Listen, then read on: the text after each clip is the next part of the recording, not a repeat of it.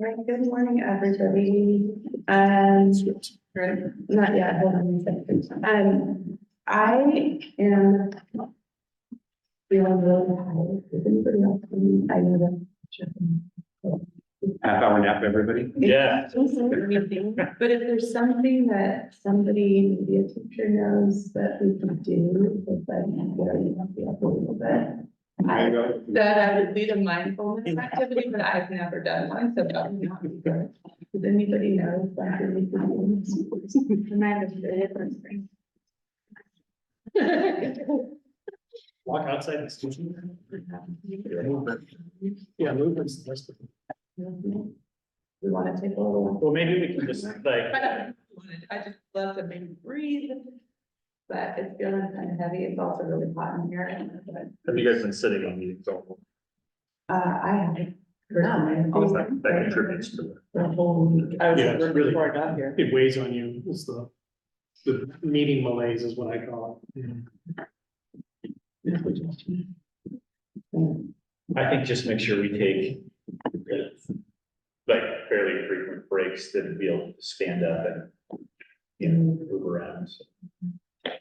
Yeah, it's hard when it's just nice outside.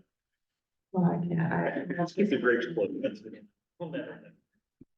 So, with that, then I'll ask for a little bit of grace if I repeat myself or fall asleep. Randomly in the middle of a presentation.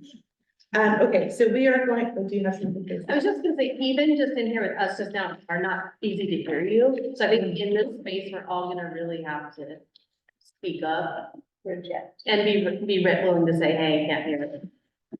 Thank you. There's probably no way to, I don't know, when we get closer to that.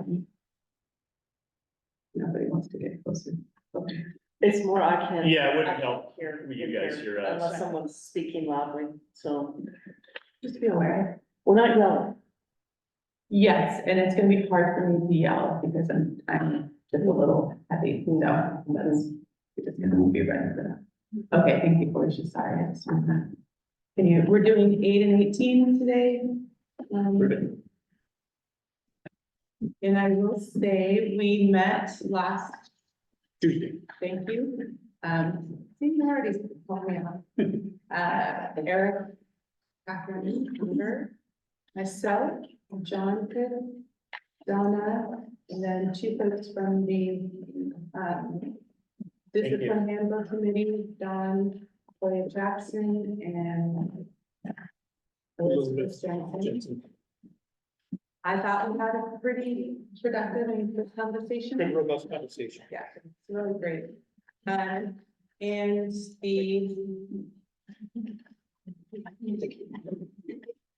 the goal of the meeting was to really,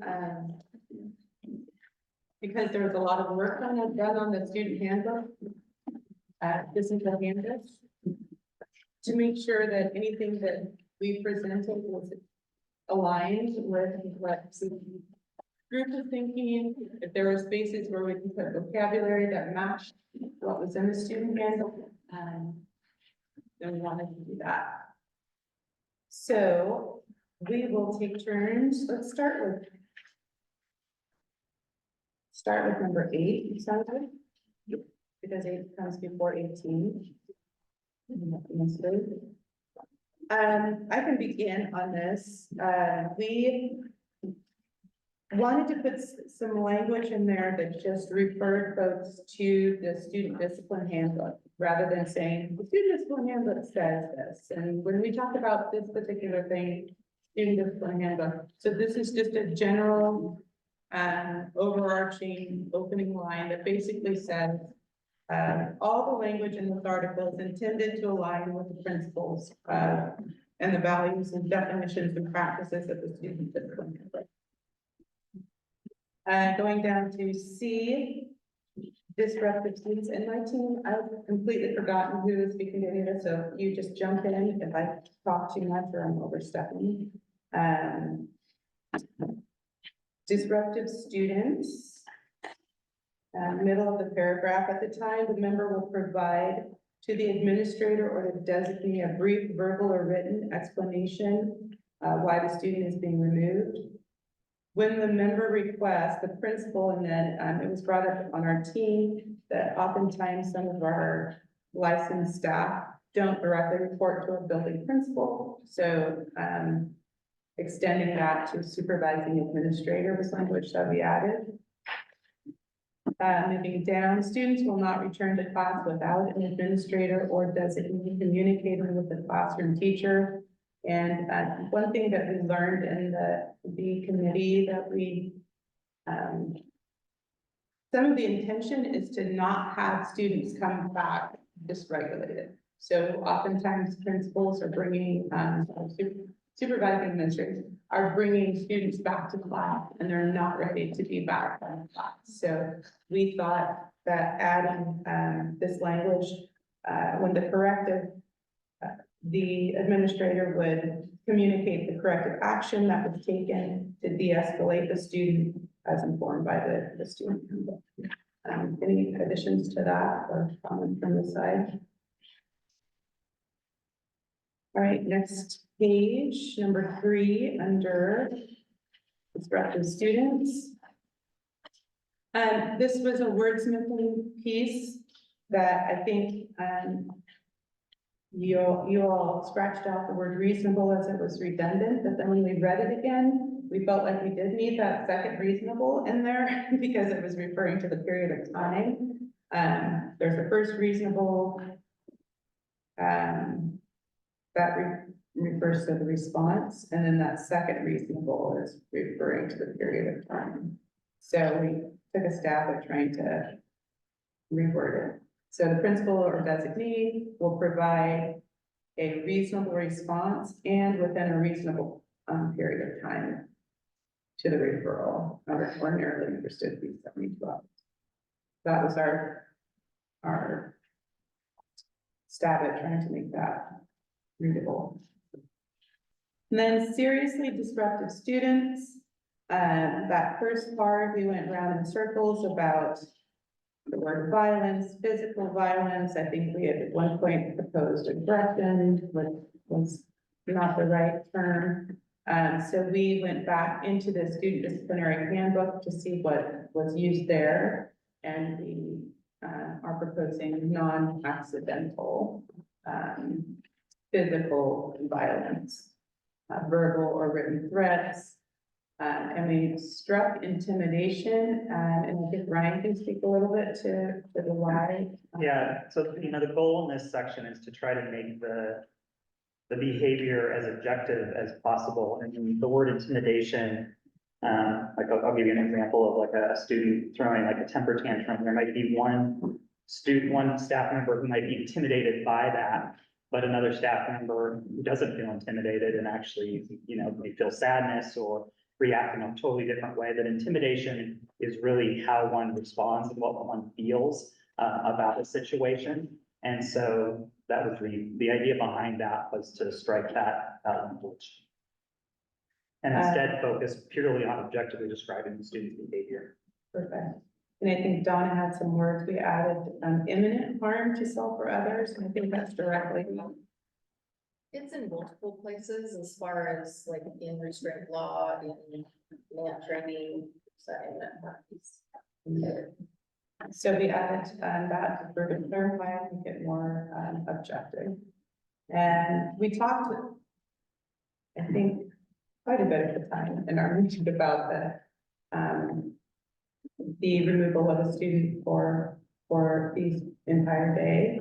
And we several things came up. After 59 minutes, the student out of their classroom, it's in school suspension, so we didn't necessarily want the teacher to be suspending students or the member to be, having the authority to suspend a student. We also talked a little bit about the, entirety of the school day, if it's in an elementary school, and there's something that happens at 8:05 in the morning, then would that student have to be out of the classroom for the entire day? And oftentimes that might look like a referral, so that decision would then be made by the principal about when there might be a suspension that would happen to this child. See, there's, oh, yeah. Just a clarification, the 59 minutes is Oregon State statute, right? I believe we looked it up during that time, is that what it was? Oh, Don was there.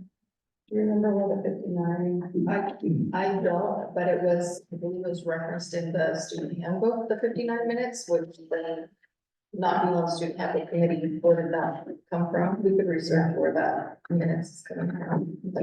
I've never heard. Since there should be defined behavior support plan developed, this is all in the, agreement right now. Within 3 working days, it specifies future behavior and expectations of the student. We added staff and additional support the member may receive. So we feel like this broadens it a little bit to not necessarily with the behavior support plan, and we included staff. Working days specified for behavior activity, because staff is mentioned in the disciplinary student staff, the student handbook. Sorry, again, it's tired. Student discipline handbook, as that there are certain responsibilities from the staff, the student, and the parent. So we know it's, the other question. Do current behavior support plans outline what staff will do, i.e. their directives from administration in the student behavior plan?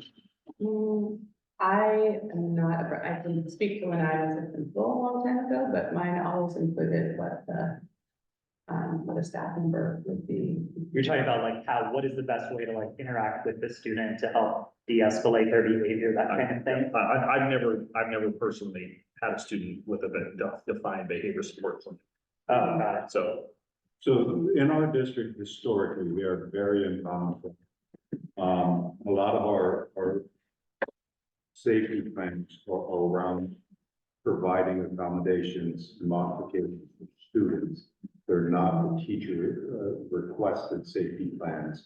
The teacher requested safety plan would only have, here's what's going to happen when the kid does these things, not what a teacher would need to do. So that's really good you bring that up, good segue, because one of the big conversations that we had was there's a real discrepancy and inconsistency about how folks define what a safety plan is, what this intervention plan, what's that called? We did we talked about safety plans, crisis plans, and then behavior intervention plans. Yes. So, that really needs to be defined, because as I'm understanding, at least from folks in that room, a safety plan really is more of, it's not an intervention necessarily plan. It's if a child does this will happen, if a child, and it's like consequence, right? It's on, they'll be removed or they'll sit here or the parent calls. That's the safety plan of sorts. Whereas other folks were defining it as more of an intervention type of a plan where, which would be, how are we keeping all people safe, right? It's a safety plan, so it's not just the teacher and the student and the other folks and how to interrupt that behavior. So we thought that clarification would lie in possible committee with the student discipline handbook. These are the kinds of plans that there are, this is how they work together, and this is when one would be given. So that was a little bit of a confusion in the language. So. And I do really think both types of plans do have some kind of expectation of a staff member. I'm just kind of looking at some of my old documents, right? Like in terms of prompting for a break, or in terms of, types of assignments and those sorts of things that we know might be triggering things for a student. So I think both types of plans may have an expectation that a staff member do something or respond in a certain way. We also talked about the FBA, right? Right. It doesn't only have to be done for students who might be getting ready to be referred. It could be, looking at what the antecedents are to a certain behavior to make sure that we're interrupting other replacement behaviors. So there is room for conversation and be in a separate, with the discipline handbook of how and when these types of plans could happen and come into place. I just want to clarify, I think this is what I heard you say, and so please correct me if I'm incorrect. You're saying that safety plans are more about like the consequences if an unsafe behavior occurs, and a behavior support plan is an intervention.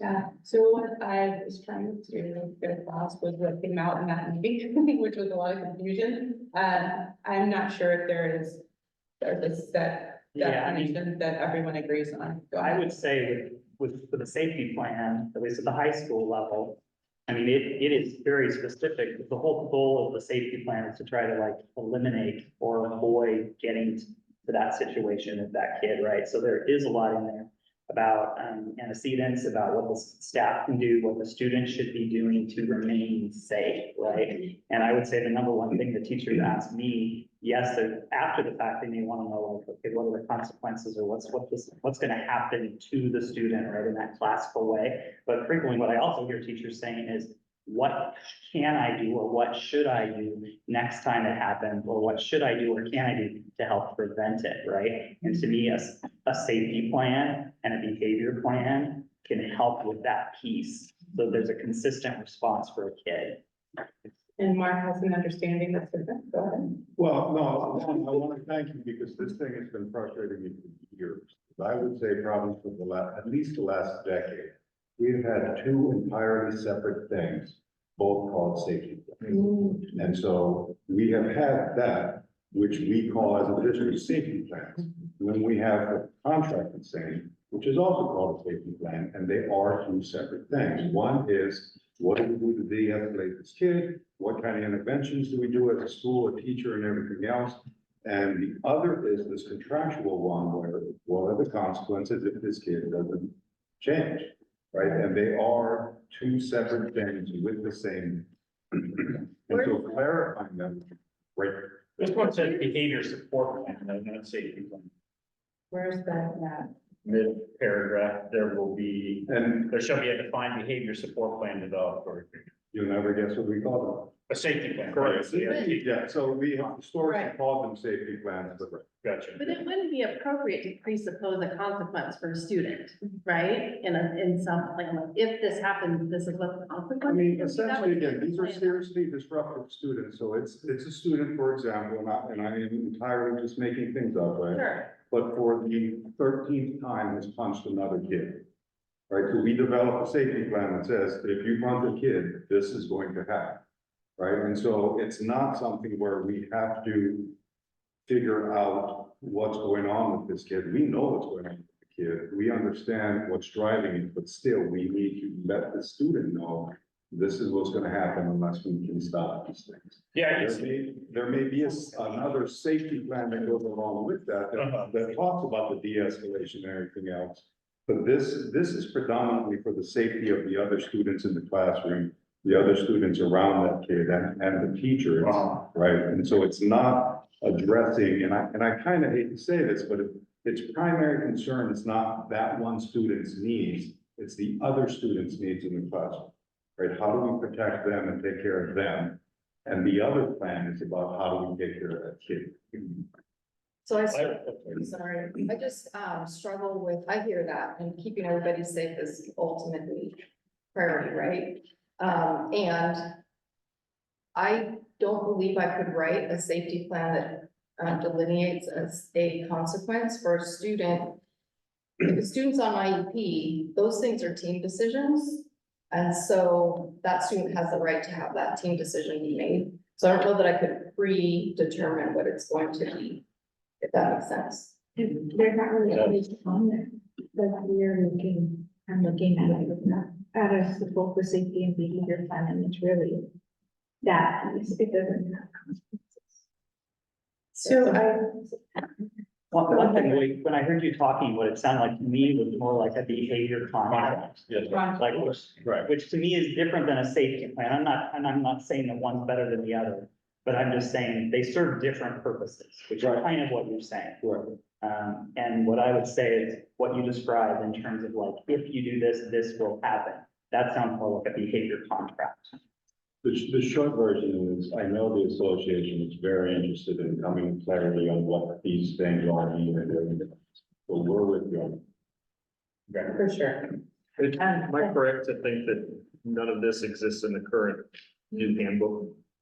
There's no outline of a behavior contract or a safety plan or an example situation followed by. I don't think so, but I do, and Eric, you're on that committee, so tell me if that was like the next steps, Yep. is trying to, calibrate lots of things, Sure. right? So what's the level 1, level 2, level 3, when, what constitutes this type of a referral versus that type of referral? What is a safety plan versus, just getting aligned across levels, so. And not to be challenged on that, because I was not on that, so I can make. No, you weren't. Does the district have any secondary 6-12 where a student would be removed from the classroom for more than 59 minutes, which would trigger the concern? Can you say that again, that question? I don't believe it's possible to remove a student from an individual classroom in secondary for more than 59 minutes. Right. It's purely elementary. Right, and I feel like we were responding to moving for the day. Right, so if the kid's in my 6th period and they're removed for the day, they're removed for 6th period. From my 6th period. Correct. They're not removed from his social studies class, 7th period, or his math class, 5th period. It only impacts my class. I didn't read your proposal in that way, Right, because it talks about, going to the administrator's office for the duration of the day. So the way I would read that is, if you're the first period teacher and you send a student out in this scenario, they would have to be in the administrator's office for 2nd period, or 3rd period, for 4th period. And so What happens in secondary right now? If a 1st period as the example, right? That they have a bad interaction, kid, tells them to go put it where the sun don't shine, right? They send them down to the office.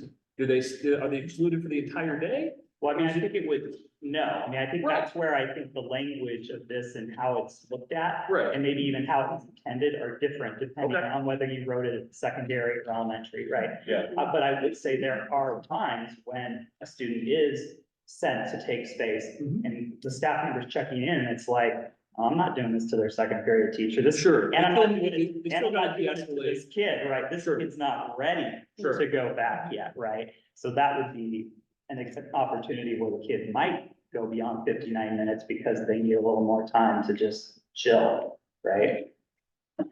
So I mean, it's interesting where the 59 minutes comes from, like what exactly it is. yeah, I'm not sure. Right. No. that's So- what we were talking, I think it was law somewhere that someone brought up in the, we have to look back. I've never heard of it. We don't even have 60 minute periods. I know, right? Perfect. And so down on, I think we're on number 2.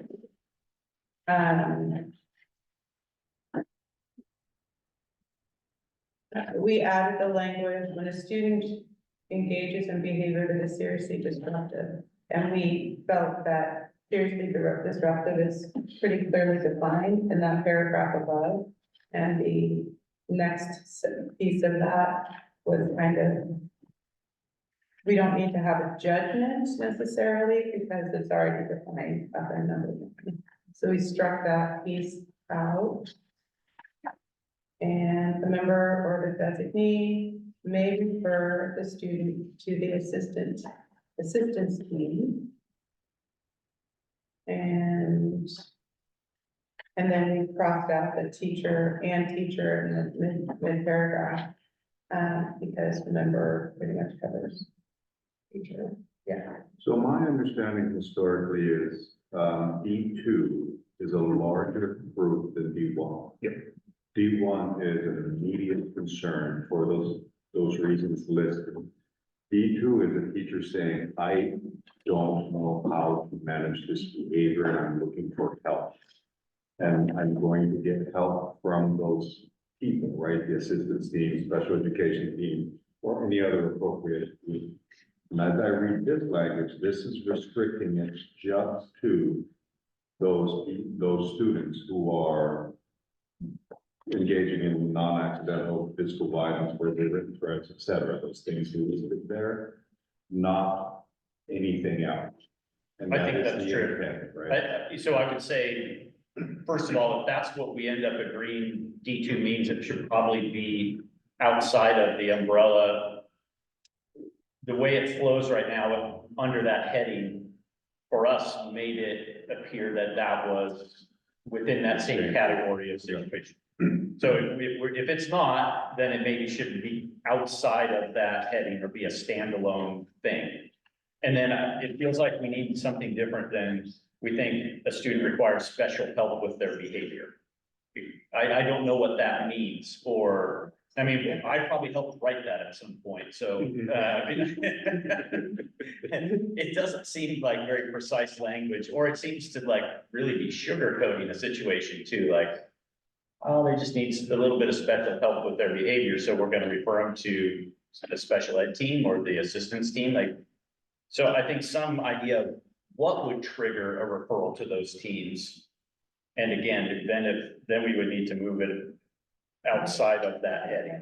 I mean, I will admit, I do see it being more of a part of C than B. I have one concern and kind of thought here, if a student moves into the district with a history in their records of severe behavior problems and being on, in the previous location, we would have to wait until there was a problem, until there was an incident in order to respond, where it seems like it's in this language. I guess it depends, if they were coming into the district on an IEP or something similar, Okay. then there'd be no need to refer them to True. the special education team. True. So I guess they're coming into the district with a record of an expulsion or coming off of an expulsion. Is that what the type of scenario you'd be thinking of? Potentially, yeah. Or hitting, Something lots of hitting, fighting, Yeah, something kicking, that you know. involves disruption and safety. But there's a list of paperwork that kids come with. And there's a lot of other paperwork that just lives at the school that doesn't necessarily travel with the kid, right? Like required documents that would travel with the student, probably a pretty short list, I would assume. Yeah, I don't know what you typically see. It's probably across the board what you get from their last school. Sometimes nothing, but Yeah, but we do a records request, so if Okay. it's disciplined, we're gonna, if they've got it in their file, they're gonna send it to us. Okay. And even that is really more E1, right, Yeah. notification. We also went around a little bit in that D2, because it kind of is like, well, if D1, you're creating a plan, then hasn't D2 already happened, right? So I see what you're saying in terms of D2 almost being better for C and being like, that's part of the process to maybe identify a D, a student who would fall under D, right? So I see where you're coming from there. or maybe it's a C1 that keeps happening over and over again. It's not necessarily a D because it's not physical violence or something, but it's the C behaviors are repetitive or So nothing's working. So now I'm gonna go to this paragraph. I don't know. when we originally wrote this roughly 10 years-ish ago, one, define the removal of students, but then also this idea that in order, when the student comes back, we need to have something of like, what's our plan? Right? But we also recognize that there are instances where you need to get a wider variety of input, right? So when I look at D2, I think we're casting a wider net here of potential supports and trying to list out the different groups and organizations and parties that might be able to give inputs to how to help work with this particular student. Would it then be in lieu of the behavior support plan referenced in D1, or would you end up with two things? I think you would be asking, like if I was a counselor or an administrator or a member, I would be asking for input on the behavior support plan, right? Or input on the student's behavior, like, hey, what are some strategies or some ideas that you all have, right? Because the principal wrote this plan, or I met with the principal and we created this plan, and it's just not being as successful as we want it to be, right? So when you look down in D2 and we think about the assistance team, special education team, other appropriate group, right? It's kind of casting this wider net of potential supports beyond just the administrator and member. Currently at elementary, you have tier 2 and tier 3, where there's more process and data collection before you get to.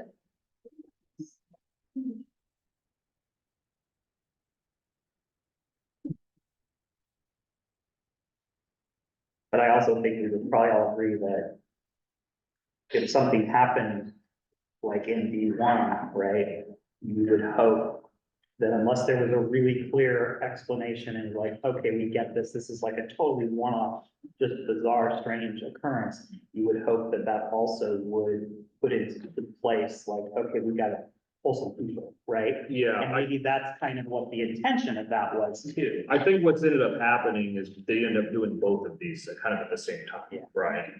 Although since the beginning of this language, the writing of this language, what we're actually doing, right, when it comes to writing those support plans or whatever you want to call it, right? It's originally, it was just going to be the principal writing it, or just the principal and the member writing it together. And I think it's really turned into larger groups of people or tapping into specific subgroups of people to help out when it comes to writing these things. The language we wrote 10 years ago versus what we're doing with it. Can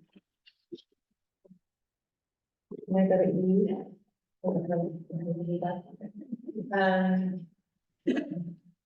We, as a committee last week, talked a little bit about, the language around severe behavioral problems, and that we didn't want something that a child did in kindergarten to necessitate,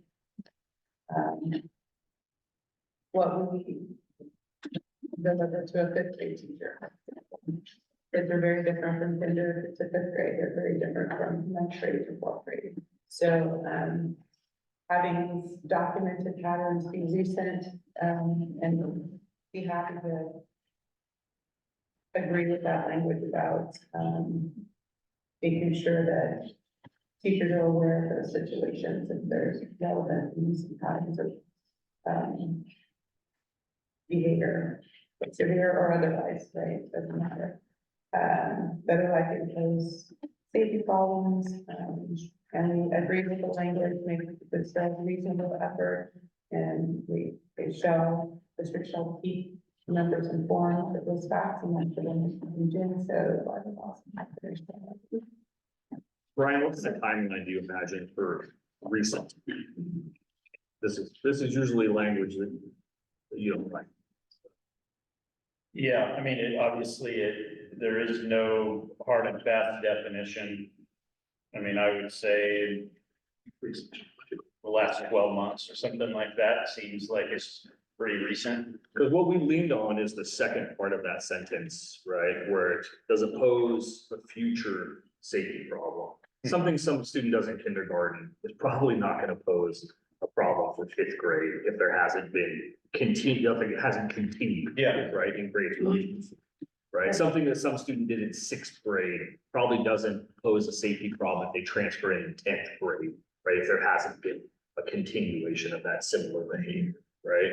Yeah. So, it's kind of lived in the district's purview, the administrator's purview to review the documentation, right, of the students and consider, does it pose a likely safety risk in the future, i.e. now, right?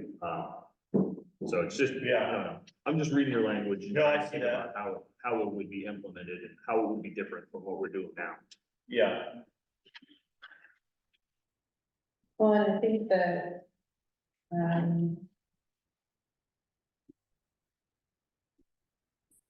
I think I might, What stands out to me is the patterns of behavior.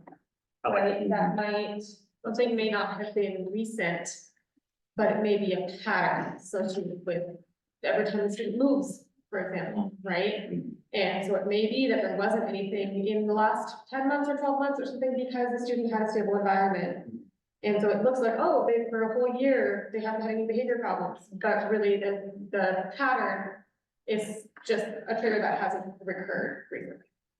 So I think I might wonder about putting an and or something like that, because I think the pattern is really the key to look at, right? And the pattern is what we would use to develop the safety plan and behavior plan in the aforementioned sections. I think your and or is probably accurate there, because something that happened in the fairly recent past, even if it's a singular event, may warrant this type of notification, right? If the student was adjudicated for sexual abuse of a minor or something like that, even if that's not a pattern of behavior. So maybe it is two different types of scenarios that would require the notification. I think as long as we just keep in mind, though, that there are students who have had patterns of behavior that then break those patterns, right? And I think it's important. I do like that you also have likely to pose safety problems, right? Right. We don't also want to be thinking like, oh, well, because they had this pattern They're gonna in continue. seventh grade, Right. they're gonna have it in ninth Just grade. automatically. The reality is, they grow, they evolve, they mature. So it's finding that balance. Yeah, we don't want to criminalize kids. Exactly. going down to H. Don't read us on the H, or I've been going strong, I can just keep going. That's fine. The administrator, we agreed with the language of shall discuss potential solutions rather than the may. And struck the language about additional physical support from other adults. And professional, maybe both on here. The administrator and member shall discuss potential solutions, including the development of a plan to support the class, the utilization of opportunities for students to develop and practice social emotional learning, and additional professional development for the member. The additional physical support from other adults is something that we may or may not always have the resources to do. And I understand that this sentence is not directing, right? It's putting it as a potential. But Correct, list of options. Potential. So, at this point, this is what we're proposing. Coming back and unstrike that or make it a different. By striking that, you're saying that would never be an option, because it's just potential solutions, right? We don't list out all of the potential solutions here, right? Yeah. My question is more, and again, I've been involved in the evolution of this document, so it's on me too, but how is this in H different from what we just talked about in D2? Like, what are the scenarios different? You know what I mean? Yeah, it's not necessarily triggered by the language of seriously disruptive. Right. Right, which the district is looking to really kind of tighten up. But I guess I'm asking in your minds, because then you guys then said, well, wait a minute. Our language change would limit D2 to just seriously disruptive, and we don't think it was really meant to be so limited. Sure, So like, was, in your minds, is H covering a different set of scenarios than how you read D2? definitely. Can you help me understand? So at high school, I got kids who just will not come to class on time. Okay, They'll just stand out in the halls and talk to their friends, and they'll come to class somewhere between 3 and 7 minutes late. They eventually make it, right? But they're not seriously disruptive, right? So when we're talking about particularly persistent and challenging behavior situations, and we're looking for ways to support students in changing that behavior, right? So that's just something that comes to mind for me. I can think of one particular class in my day that, just the mixture of certain students together creates challenges that, where if they were separate, there would be a different behavior exhibited by all of the students. And just getting the support to figure out solutions for that particular class is super helpful, because it's not just an overly disruptive singular student. I see that. Yeah. Yeah, I It's a see that. situation. Yeah, okay, thank you.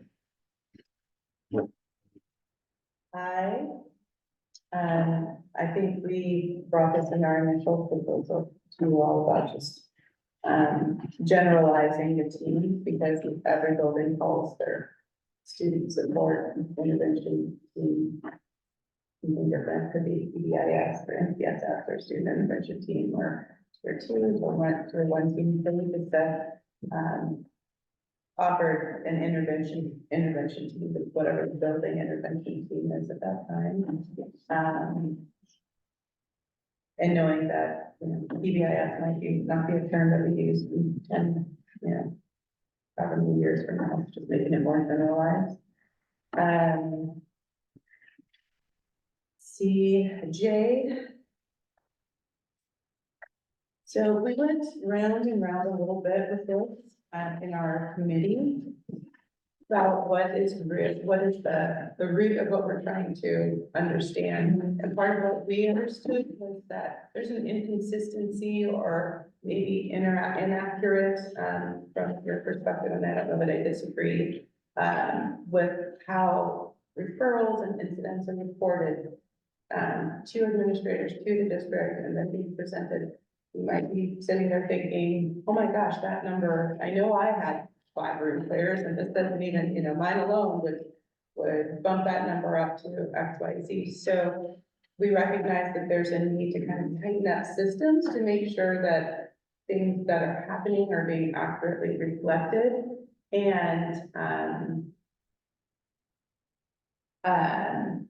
does that live here in this document, or is it with the committees themselves to develop the systems within their buildings? There might also be something in the handbook that refers to that, but I know that Bruce in particular is looking at the forms for the safety committees. Those are kind of governed by, law, and what kinds of things should be reported for physical and building-wide safety. So that is something that we talked about and hopefully reflected a little bit in this language.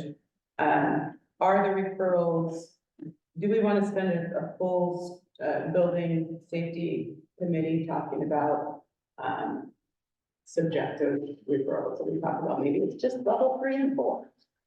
Maybe it's just the ones that are, super pressing, rather than, some of the ones that may not be. So we tossed this language in there, maybe the student behavior that resulted in injury to staff. Those are trackable with possible workman's comp claims, or there's a spot on that form for reporting, teacher got bit or kicked or hurt, that we can more accurately report, and have a system to be able to report those kinds of things to the district or building safety committee. Am I missing anything, folks, on that? And you'll see that reflected, just that language reflected in 8 as well, or sorry, 18 as well. So, Question. Is student injury not covered in J? For the specified student injuries to staff. it would just be student injuries, it would just be injuries to staff, but as a behavior. And student to student injuries would be handled more, and I think in a referral situation, am I correct on that? And would have a different way to be tracked, which would possibly be something I think the student handbook committee, discipline committee might sit and talk about aligning when we report, how we report, a student fight, for example. Or, is the student conduct and safety committee separate from the school safety committee, or is it the same entity? The same, so, same, Building student conduct. The school Yes, and safety we- committee, I think, would keep track of workplace injuries regardless of the source. well, this, and I think your language presented, because we had it struck out, but we agreed to unstrike it, to have it go in student conduct and safety committee. Somehow, sorry. And if it is combined, if it is now, this is where we come together, and I think that's one thing that came out in our conversation in the committee is that, oftentimes teachers or licensed staff don't necessarily know that they can bring, an issue to a building safety committee. It's only about a trip hazard or, something like that. But this allows those kinds of things to be, brought to this committee, which also we have to remember has more than just licensed teachers on it, right? There's custodians or, classified staff. There's sometimes parents on the safety committee. I don't know if we all have those. I used to have parents on the safety committee. And making sure that confidentiality is kept, and this really takes it out of the subjective view, but more into an objective view that we can document and really report on those kinds of things. Any additional detail from that? Well, I would just looking at the safety committee document, there is a place to check in about student incident reports, as well as staff incident reports, injuries, that kind of thing, as well as seclusion and enclosed restraint, right? So that, it's not that that's not a component of the safety meeting. I think the idea was that you also have an MTSS team, you have a BIS team. The idea is when you're really diving into the behavior, there's a better place for that, to dive into those pieces, right? And also due to confidentiality, right? And because of the makeup of who makes up that safety committee. But I just want Just a to, reminder, we talked about that too, Eric, if you remember that, maybe the student conduct safety committee, is it just about data that then gets passed on to an intervention team to create like a plan? We've had, this many staff get hurt, by students in this area. I think you brought up kiddos, of course, playing in the hallway and punch a hole in the wall or something because they just can't keep their hands off of each other. There's now a hole in the wall, so there's a result of student behavior. That might be something that would come into play at a student conduct behavior staff committee. So, yeah, I think that was. yeah, but I think my feeling is that would be better explored in an MTSS meeting, that kind of thing of like, why is this a problematic location? What are the number of kids involved with it, right? Who are the kids? What can we do? Is it a supervision issue, right? Right. Like there's diving into it and really addressing it, in a way that would be better in a different student-centered team as opposed to an overarching safety committee. Right, but Ryan, I think this, reporting to this committee, to this student conduct and safety committee, the information doesn't have to just flow one direction. It can flow in multiple directions. This committee, could then reach out for problem solving with the intervention teams, to be solution seeking. While at the same time, keeping accurate records as to what is actually happening within our buildings, so that we have an accurate picture of, safety incidents and things that are causing, severe disruption to the classroom. Right. Yeah, and nothing I said, I'm not arguing against that piece, I'm just talking about in terms of the location to dive into the nuts and bolts of it and try to Yeah. address it. Try to solve it. Right. I Like, agree. what I just wouldn't want is a safety committee meeting, ending up talking just about students, and you don't have all the right players there to actually discuss and address the Agreed. concern, right? But the idea of documenting it, the idea of making sure information is shared with the entire staff, I mean, that makes sense. Angela, talk to me about the strike on referrals as not being a data piece that would be discussed. Right, Transparency, data-driven decisions, I mean, for most staff, the way that they communicate issues is through referrals, right. right? So, I mean, and I know referral data is looked at, by administrators. We don't have an MTSS team at Gresham that's any different from our safety committee. At least that has licensed staff on it, right? I suppose our MTSS team could just be our administrative team. I don't know, right? But Well, the thinking behind it was to replace referrals with the student behaviors that resulted to in an injury to staff, only because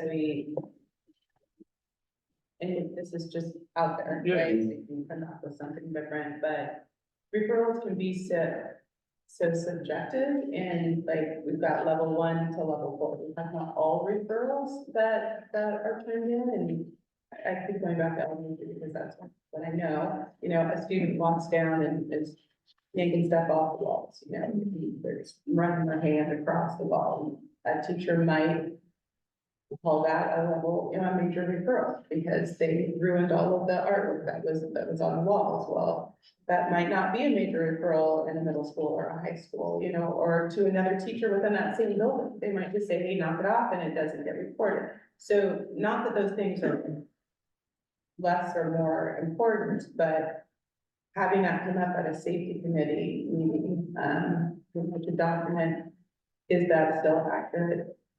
Is that accurate data that we want to report district-wide? I think we're agreeing that there needs to be some separate kind of a system to be more aligned on how we're reporting things, so that when it's reported district-wide, that it is really reflecting what is happening in the schools and not being skewed one way or another.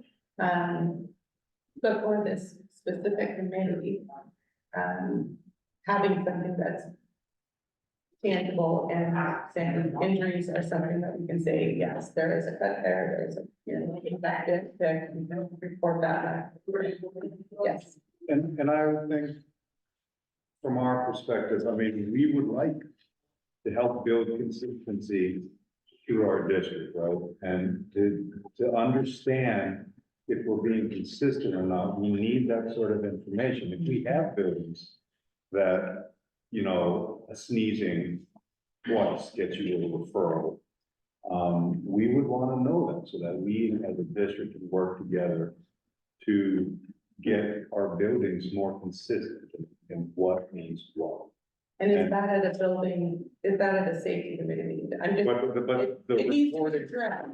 And where does that happen? but Is that that, reporting out of that referral information, right? Like, where else would we get that? Yeah, I guess I'm just focusing, the stated purpose of that building student conduct and safety committee will identify and review workplace safety concerns. So referrals is such a broad spectrum of behaviors and incidents that occur, and a student being defiant in class or things of that nature is not going to impact work, is not going to pose a workplace safety concern. So I think that's when we were looking at that. Referrals seem to encompass behaviors far beyond that stated definition of this committee, which is focused on workplace safety. but it's twofold. It's also the last sentence at the end, which is the data is funneling up to these quarterly meetings. If the only data that's funneling up to these quarterly meetings is room clears, injuries to staff, and major incidents, then this district committee really truly doesn't know what's happening at buildings, right? Well, it knows what's, Especially in the it knows what's happening in the world or realm of safety related incidents, right? It may not know what's happening, like in the context of other types. So I mean, again, Right. I'm not arguing with the idea that there needs to be a clearinghouse for this data and analyzing this data. I guess I'm more questioning, is this the venue because of its stated purpose of governing workplace safety? Maybe it is, maybe it isn't, but as it reads right now, that's why the question was why we didn't include referrals. We were reading this committee as being specifically designed for safety situations. So, I'm sorry, was. Anyway. Sure, okay. There are certainly key pieces of a major referral that are safety related, but there are pieces within a major referral that are not. Skipping is a major referral, as is disrespect. Neither of those would be something that the safety committee really doesn't need to review. However, fighting is on the major referral and is an item that is directly tied to safety, to school environment, to school culture. And it is definitely something that is directly related to school safety. So, you know, we just need clear language, I suppose, about what items need to be included for referrals. Be more specific about the kinds of referrals. I think we're not asking this committee to respond to referrals or necessarily even do anything about them. But it seems like it might be helpful for this committee to review the given referrals over the past 2 weeks and notice any trends, right? Those seem like the kinds of things that might be helpful to report to the district committee, right? Is there a trend of like fighting has suddenly increased, or is there a trend of fights always happening on this part of campus? Right, those seem like things that is data that you would gather from referrals. Right, and again, we're not asking this committee to meet out any discipline or even make any decisions, but just to review that data at a school level to then be able to communicate trends, right? And then you have people in that group who are aware of these things that are going on. Okay, yeah, you need to follow up with your PBIS committee to determine what is the course of action we're going to take to deal with these. But yeah, it feels very strange to strike referrals from this. But my understanding, and maybe it's just my building, but I don't think so, is we do that monthly at our PBIS team meetings. And I mean, we go through the big five, we look at all the things, we look all the way down to who's getting them. What is it? And then, like, I just had an email thread going through principals asking, hey, are you seeing an increase in this? What things are you doing at your buildings to address that? So I think that's happening in a different place. So, have someone chiming in online, to let us know that part of the safety committee, and this is what I think part of what you were getting at, Brian, in terms of building safety.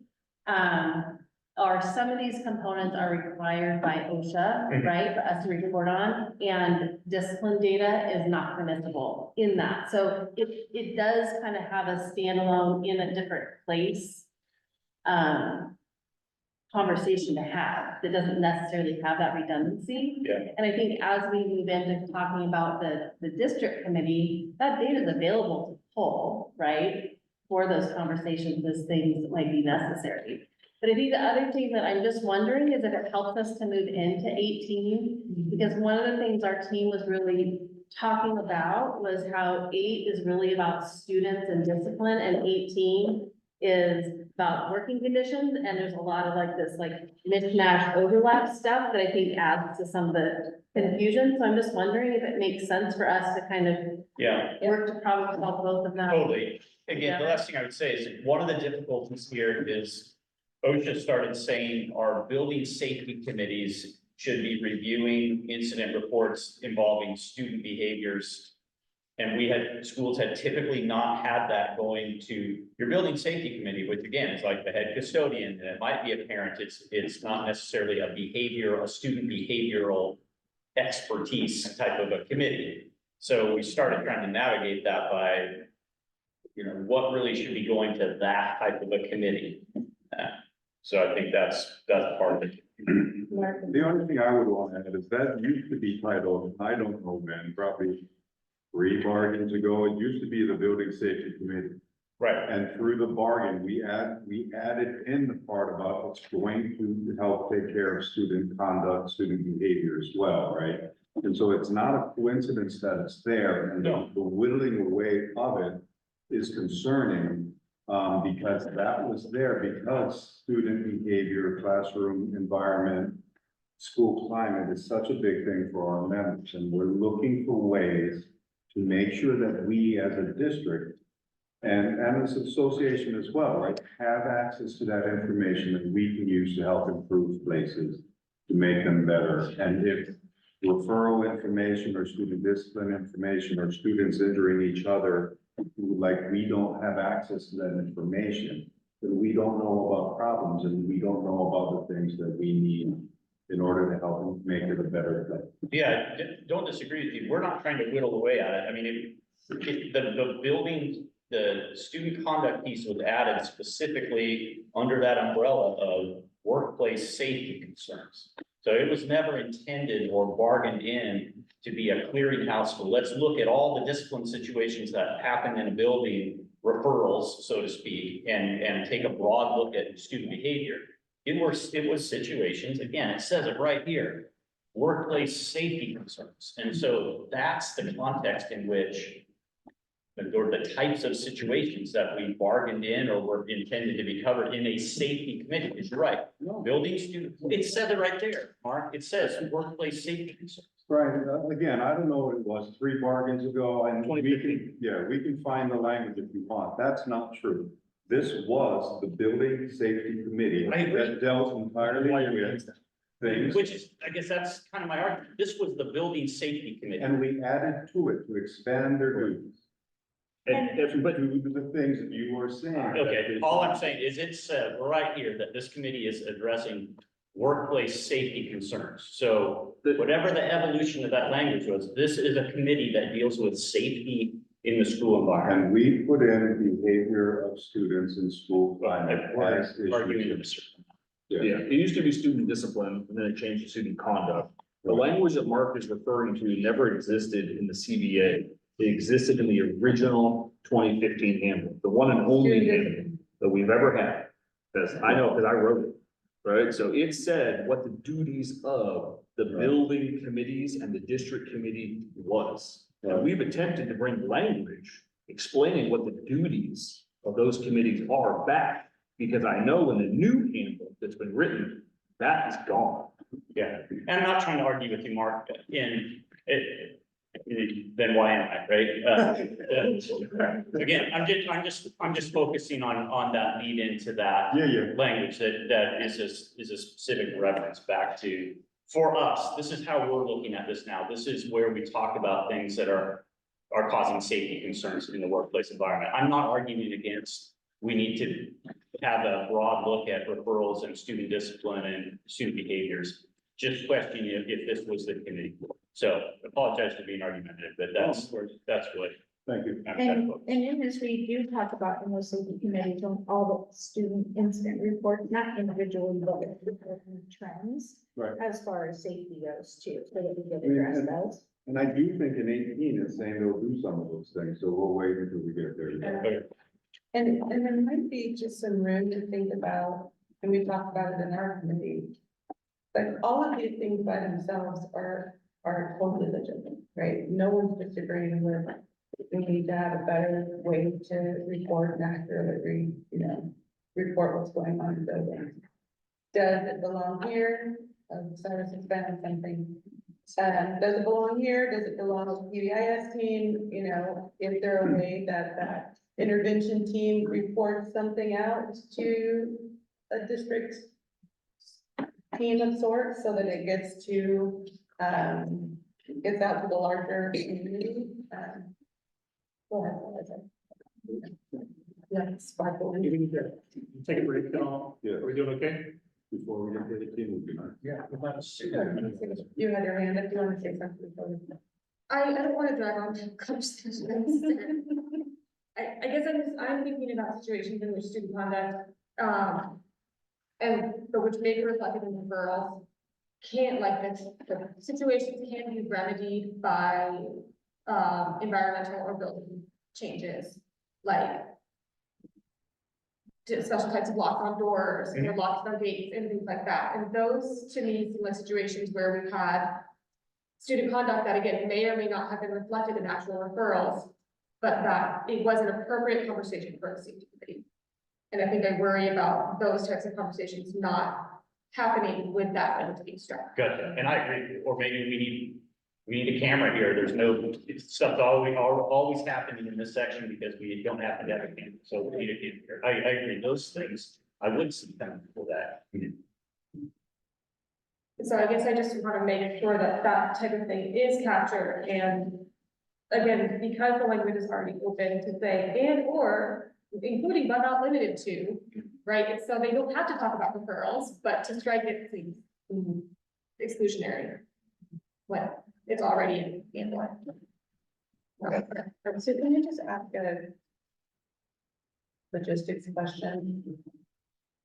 Oftentimes when I'm striking something, I don't have any other words to put there. So I don't wanna leave it unstruck necessarily, because I don't wanna necessarily say we're green, but sometimes striking is more like, well, we're open to like, this isn't necessarily gonna work, but let's find something. So I'm hearing, I've heard it twice now, striking means we never wanna talk about it again, and that's not what the intent is. Come back with something that, might be different, but this is not something that we can find language for. So I want it on the record. There's also, I just been looking at like the template that we use for these meetings provides open-ended conversation. So there's follow-up from the prior month. These are all kind of like an agenda. Facility concerns, just open for conversation. Grounds concern, student parent concerns. So like that is an opportunity where a conversation could take place if there were things that the committee was seeing or feeling like there was a need to talk about. There's after-school concerns, there's student incident report review. There is staff incident report review, there's the room to clear restraint. So just to add to the conversation,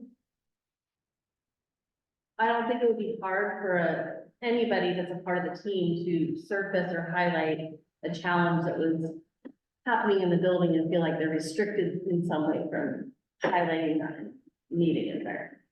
Tracy, when would a student incident report not be a referral that an adult would? When they get hit by a football out at recess and they have to come in for ice. They hit in the head. They come in for ice. We might have Are seen it. referrals also student incident reports or only accidents? There's an incident report form. Correct, Yes. But that's why, different. right. Yeah. But up above where it was student concerns, like that, I think where. Is that concern from a student or concern about the student behavior? It's super general. That's Okay. kind of my Like- point, is it's super general, so the conversation can happen. There's nothing that's limiting the conversation. I think, and Donna, correct me if I'm wrong, but a situation of like the LE student fighting an adult, that might not necessarily be a referral, right? But it would be an incident report that the staff member would have to report as a workplace injury. Right? That seems reasonable. Yes, there would be an incident report, the staff injury report. But not necessarily a referral. Definitely not. Does that make sense? Yeah, it all sounds ambiguous, right? Like when is something an incident report? When is it a referral? What if I just don't want to file any paperwork? I mean, like, And then like at high school, our only opportunity to give input to this committee is via email, and the committee meets like during fourth period or something. So literally, no one can go to the meeting. And we just get a written report of the minutes, right? So the ability to engage is about as low as you can possibly get. And the assumption is that they're reviewing all of the things, all of the ways that people give input and data. So referrals would be on that list, right? Well, you're foreshadowing to the next. Right time.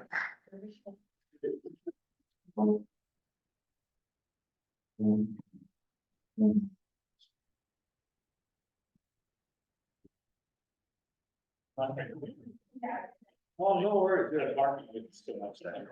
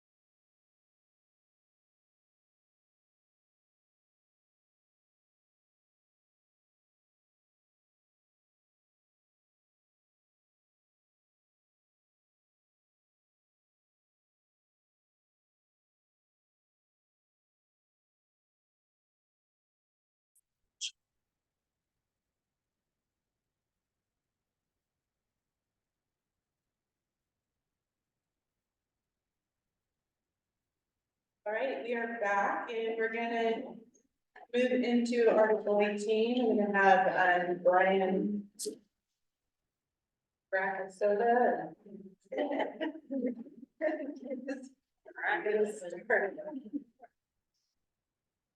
All right. I think this one will be a group effort. Yeah. Okay. First part on Article 18, I think we.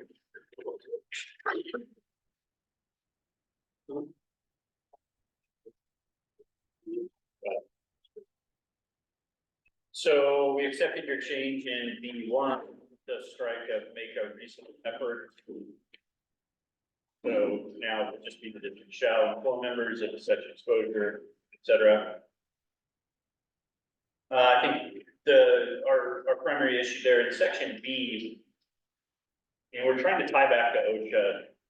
In much of this article, that's our goal, right? I mean, up in A, it refers to that by complying with state and federal law and regulations pertaining to workplace safety. So we're trying to tie back to OSHA.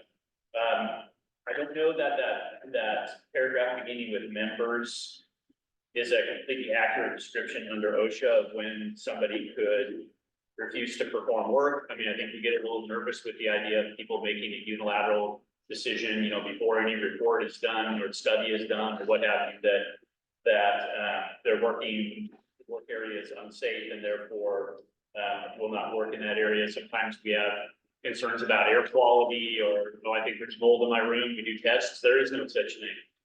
Sometimes there is, sometimes there's not. So somebody declaring my workspace is unsafe when there's not an obvious and visible hazard that would threaten your life if you were to enter that space, is difficult to contemplate. And so, again, we have more language there that we propose to be the district shall comply with all state and federal OSHA requirements. That's, I think, in response, that's your That's language. their language. Yeah, about the cleaners. We didn't include even when not required by state or federal OSHA. Again, our goal is to tie back to OSHA. We can read OSHA, we know what it requires. And so, we know what we're obligating ourselves to. So things that are outside of that, make us nervous about how we operate that, what's our standard going to be? So that's B. We'll talk a little bit about C. That'd be great. I was just gonna ask. if Yeah, somebody for helped me with sure. C.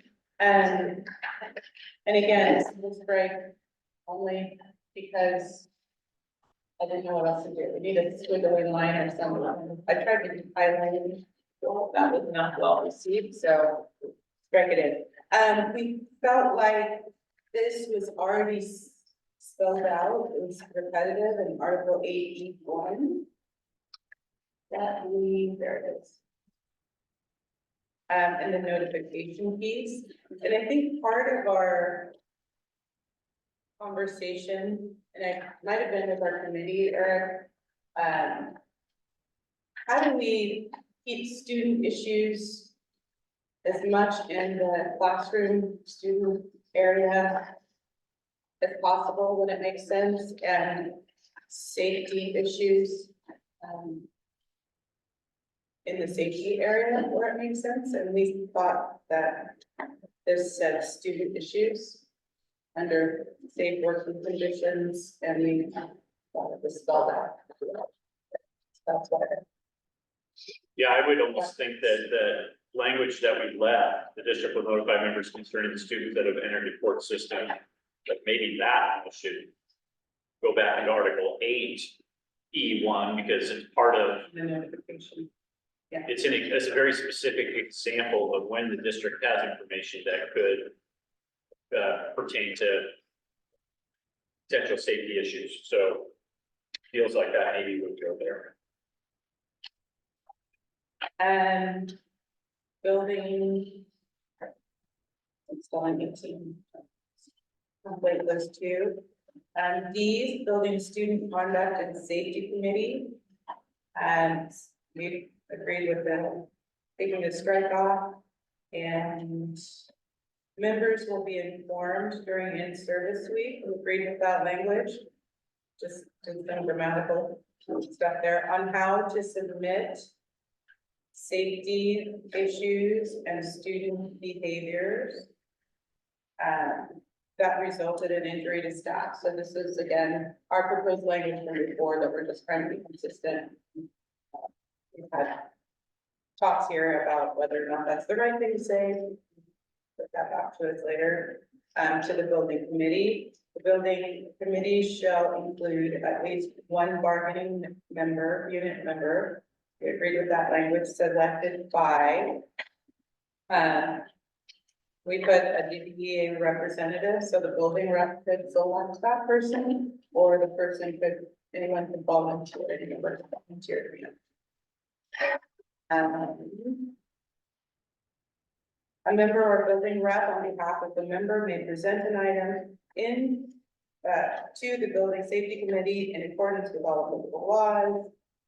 And again, striking that PBIS with the same rationale that we had in Article 8, making it an intervention team of sorts rather than a specific type of team.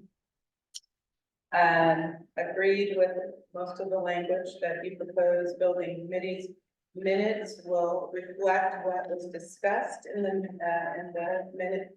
the meetings and will be communicated to the members within a week and will become part of the course with district student discipline and safety. Striking the accurate. Yeah. Part of it was, I mean, if I'm being honest, I don't want to be grieved if there was a word missing that wasn't accurate, so that word accurate is a little too accurate, I guess. And the minutes should be reviewed, hopefully, by everyone on that team, and that team would be able to then decide, hey, this wasn't said, or this needs to be reviewed, and I would assume people approve the minutes before they're sent out, so. We're just trying to get away from summaries of minutes and trying to get to the actual minutes of the meeting. Right, That and makes it a could little be, sense. and minutes, I'm assuming, can be taken by anybody on the team, and there are some folks that are better at taking minutes than others. I am one of those that I'm not a good minute to take them, so just for future reference. I could leave something out, but I depend on the rest of the team to help me to put things in there. What do the minutes look like now? I don't think I've seen minutes from any meeting in high school. But I don't know. Could probably. Yeah, there's a give common examples. template for them, and Okay. then they take notes, yeah, so we have specific things that you have to address, like Tracy was mentioning, and then at our building, we do a similar thing where we send out an email and see if anybody has issues or wants to bring up, and then we add those to the agenda that are in there, as well as with the response or action. If it's like a facility related thing, you put it as a ticket, you put in the ticket number of like, this ticket was submitted for the safety concern, and that thing. Yeah. it's the template that Tracy was describing. Yeah. earlier. I'll, Okay. Yep. I just need a copy of the, like, what I'll share. And then, Yes, thank you. you'd like me to share with you, Eric, if you not want to responsibility of said template. Appreciate it. All right, the next one, we struck the proposed language only because I think we tried to reflect it in some of what it was getting at in the following page. Under E, Under E, but also I think if I remember our conversation correctly in the committee last week, there was a struggle with defining the, because there's so many members on the team that aren't just licensed members, defining what that group does is a little specific, and maybe it's more of a group understanding of the roles and responsibilities of the team. If I remember correctly. And I think we added some of this language in the next, throughout this document. So in E, 1, 2, 3, third paragraph down, page 3, the committee will meet at least quarterly.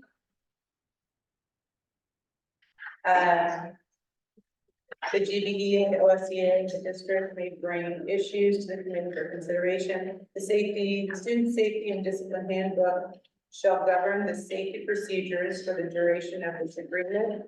Any changes recommended by the committee will be forwarded to GBEA, OSCA, AXA, and the district bargaining teams for their review and approval before their inclusion. This is our way to kind of include all of the bargaining units on, the review of it. The contents of the student safety and discipline handbook shall not be grievable. We unstruck the, not. And I think we had some questions about why, what was some of the intent behind having it be grievable. We were looking through the document right there, but we can talk about that later, if we want to address that now. Well, I'd like to take a step back, real quick to page 2, and section D is about the building student conduct and safety committees. Whereas Right. E The district. is all about the district student discipline and safety committees, so I don't see where the duties of the building committees is defined on page 3 or anywhere else. Well, there's the committee at a couple paragraphs down, but it's gonna review.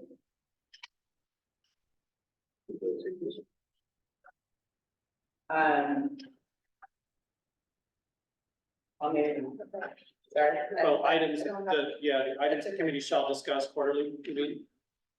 Yeah, it might be good to just go through everything and then come back, because some of it might be addressed and it may not be addressed too, but. Yes, there are 2 different sections. One is defining the building.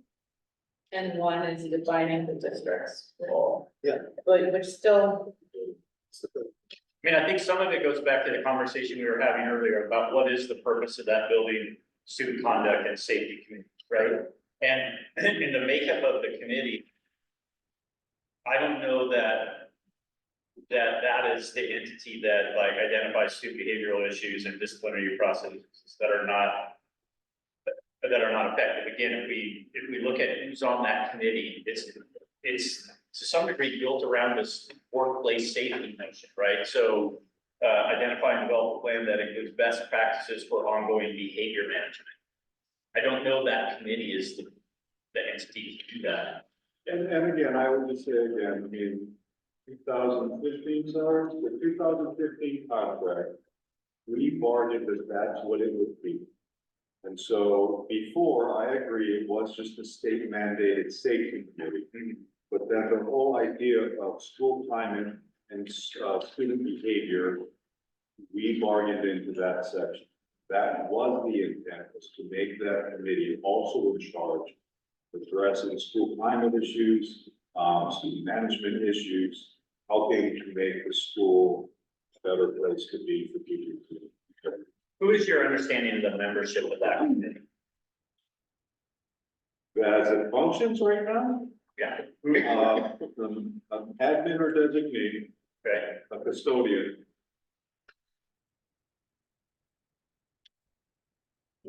I'm not thinking, I'm done. Yeah, Oh, yeah. so in many, Not in our school. That's yeah, not- but in many buildings, that's essentially who shows up, right? And so it's a minimal committee. We were trying to change the function and purpose of that committee in that 2015 bargain. In many places, it never quite took that change. You can see, like, in the original language that is striking, I mean, we were talking about integrating into the PBIS committee because it was that integration of building climate and management and everything else. And I would say in many places in our district, that has never quite happened. Becky, it sounded like you had a different experience with Well- who was on your building, BS, So the committee is, CSC. for us, it's both of the administrators are there. Our custodian is there. We have 2 classified staff members that participate, and we have, a licensed staff member that participates. So we've got 5 for my little school. And Mark, I hear what you're saying. I'm just sitting here thinking of students that we struggle with. And those aren't the people that we would want to have, and I don't think we would have enough time to do both of those things. So I feel like what you're asking for is a different group of people. I mean, I would want to have my counselor there if I'm talking about student behavior. And it's not individual student behavior, right? You don't need to imply that. It's the larger policies and procedures of the school where it rests. Yeah, okay, I still see that as PBIS. And maybe we need to be more transparent with the PBIS experience that we're having. It's a thought. Yeah, I guess I wouldn't see a committee that is made up in part or, you know, substantially of non-instructional, non-direct student service positions being responsible for best practices for ongoing behavior management. You know what I'm saying? Outlining a reentry plan or, so there was a lot of things on here that I think are, again, necessary and should be happening.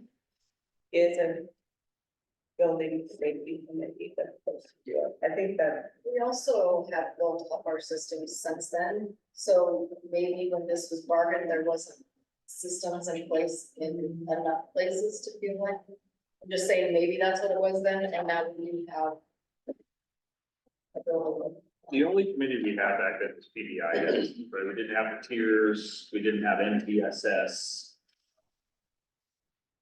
I don't know, maybe you remember, Brian, I know you were here, right, as I was, but I don't remember how we landed on putting the pieces together as opposed to having them be separate committees. My assumption would be just committee overload. Could have been. Right?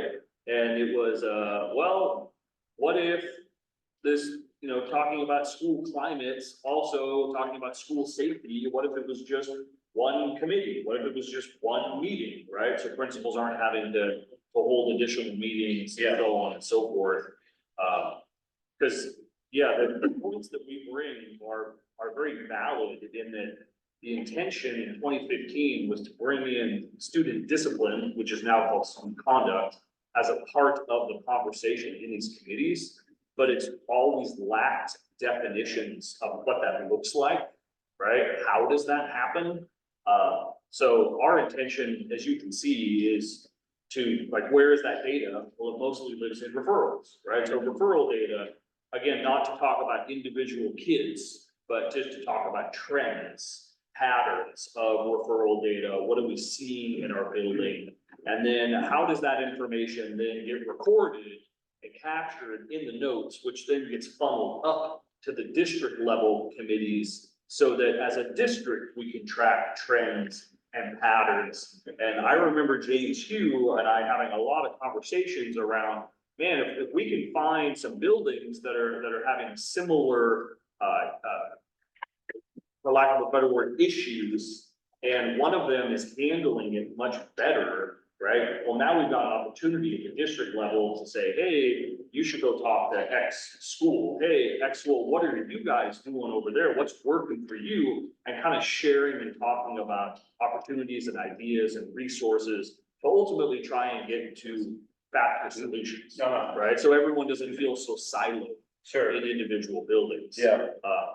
The intention wasn't for it to be data gathering and solution based, right? To try and get resolution, positive change as a result of these things. Gotcha. Right? Yeah, you know, the best of my recollection on this was an acknowledgement that there were scenarios where student behaviors created safety problems in a building. So Right. there it made sense to have some integration with the safety committee. And, you know, it was brought up earlier, this idea that, like, why are we having so many fights in this particular area of the school? Or, you know, why are we having a lot of injuries, you know, caused by student behaviors over here? So that's how it was integrated into that. And I would echo what Angela said. I'm not dismissing the need to have these discussions, only continuing to wonder if, given the makeup of the BSC, SC, if that's the place where we would do things like, you know, behavior management, ideas, or, you know, that go beyond, how do we make this physically a safer place and go deeper Because I think as Becky, I think you were saying, you want your counselor involved in that conversation, or there may be other individuals, so, I have no doubt that there was some component of it that was being like over committed. And so we probably were trying to consolidate things that really. It was brand new. Yeah, in 2015, yeah. I do have in my notes that there was a concern on, you guys have brought it up. That the sharing person identified necessarily, and sometimes if you have 6 room clears and it's one child, and, sometimes it's hard to keep things confidential, but we have kids that are And what if it's smaller? building smaller, and you've got folks on that team that are not necessarily the folks that are directly involved that day. So I know that came pleasant. Probably to But I will add, like, as we worked on MTSS, especially in this last year, we're kind of back to some of the practices that we had done in the past in terms of summer PBIS meetings. You all have a spring PBIS meeting that's district facilitated in May, I think. And so there's tools around called the fidelity inventory, like there's other tools that are coming back, so that kind of talk about the things that you're talking about, talk about that tiered system about behavior and how that lives with that team. So I think more of that structured work is happening and has a completely, like, is it all going? Not yet, still a work in progress, but I think some of those systems 10 years ago may have been stronger, and then things kind of like fell off a little bit, and now they're kind of on their way back with some of the MTSS work that we're doing, so I'm wondering about checking in with PBIS teams specifically about some of the work that they're doing. I'm just looking at some of the TV they did in the summer in terms of building wide expectations, how to respond to this or that, what to do. Like, so a lot of the things that we're talking about are a part of what I see in the conversation. PBIS was definitely a huge part of the original handbook. The district had a district-wide PBIS coordinator, I don't remember her name at the time. Miss Upwood. There you go. And she, a lot of stuff that's in that original 2015 handbook came directly from PBIS. And the intention was to have a universal handbook that all buildings are using across the district, and to kind of get to a point where everybody's using the same systems, right? And how do we promote those systems and ensure those systems are taking place, right? And that was very much, at least from James's perspective and the district's perspective, that was a goal, right? Which is why the handbook got created in the first place.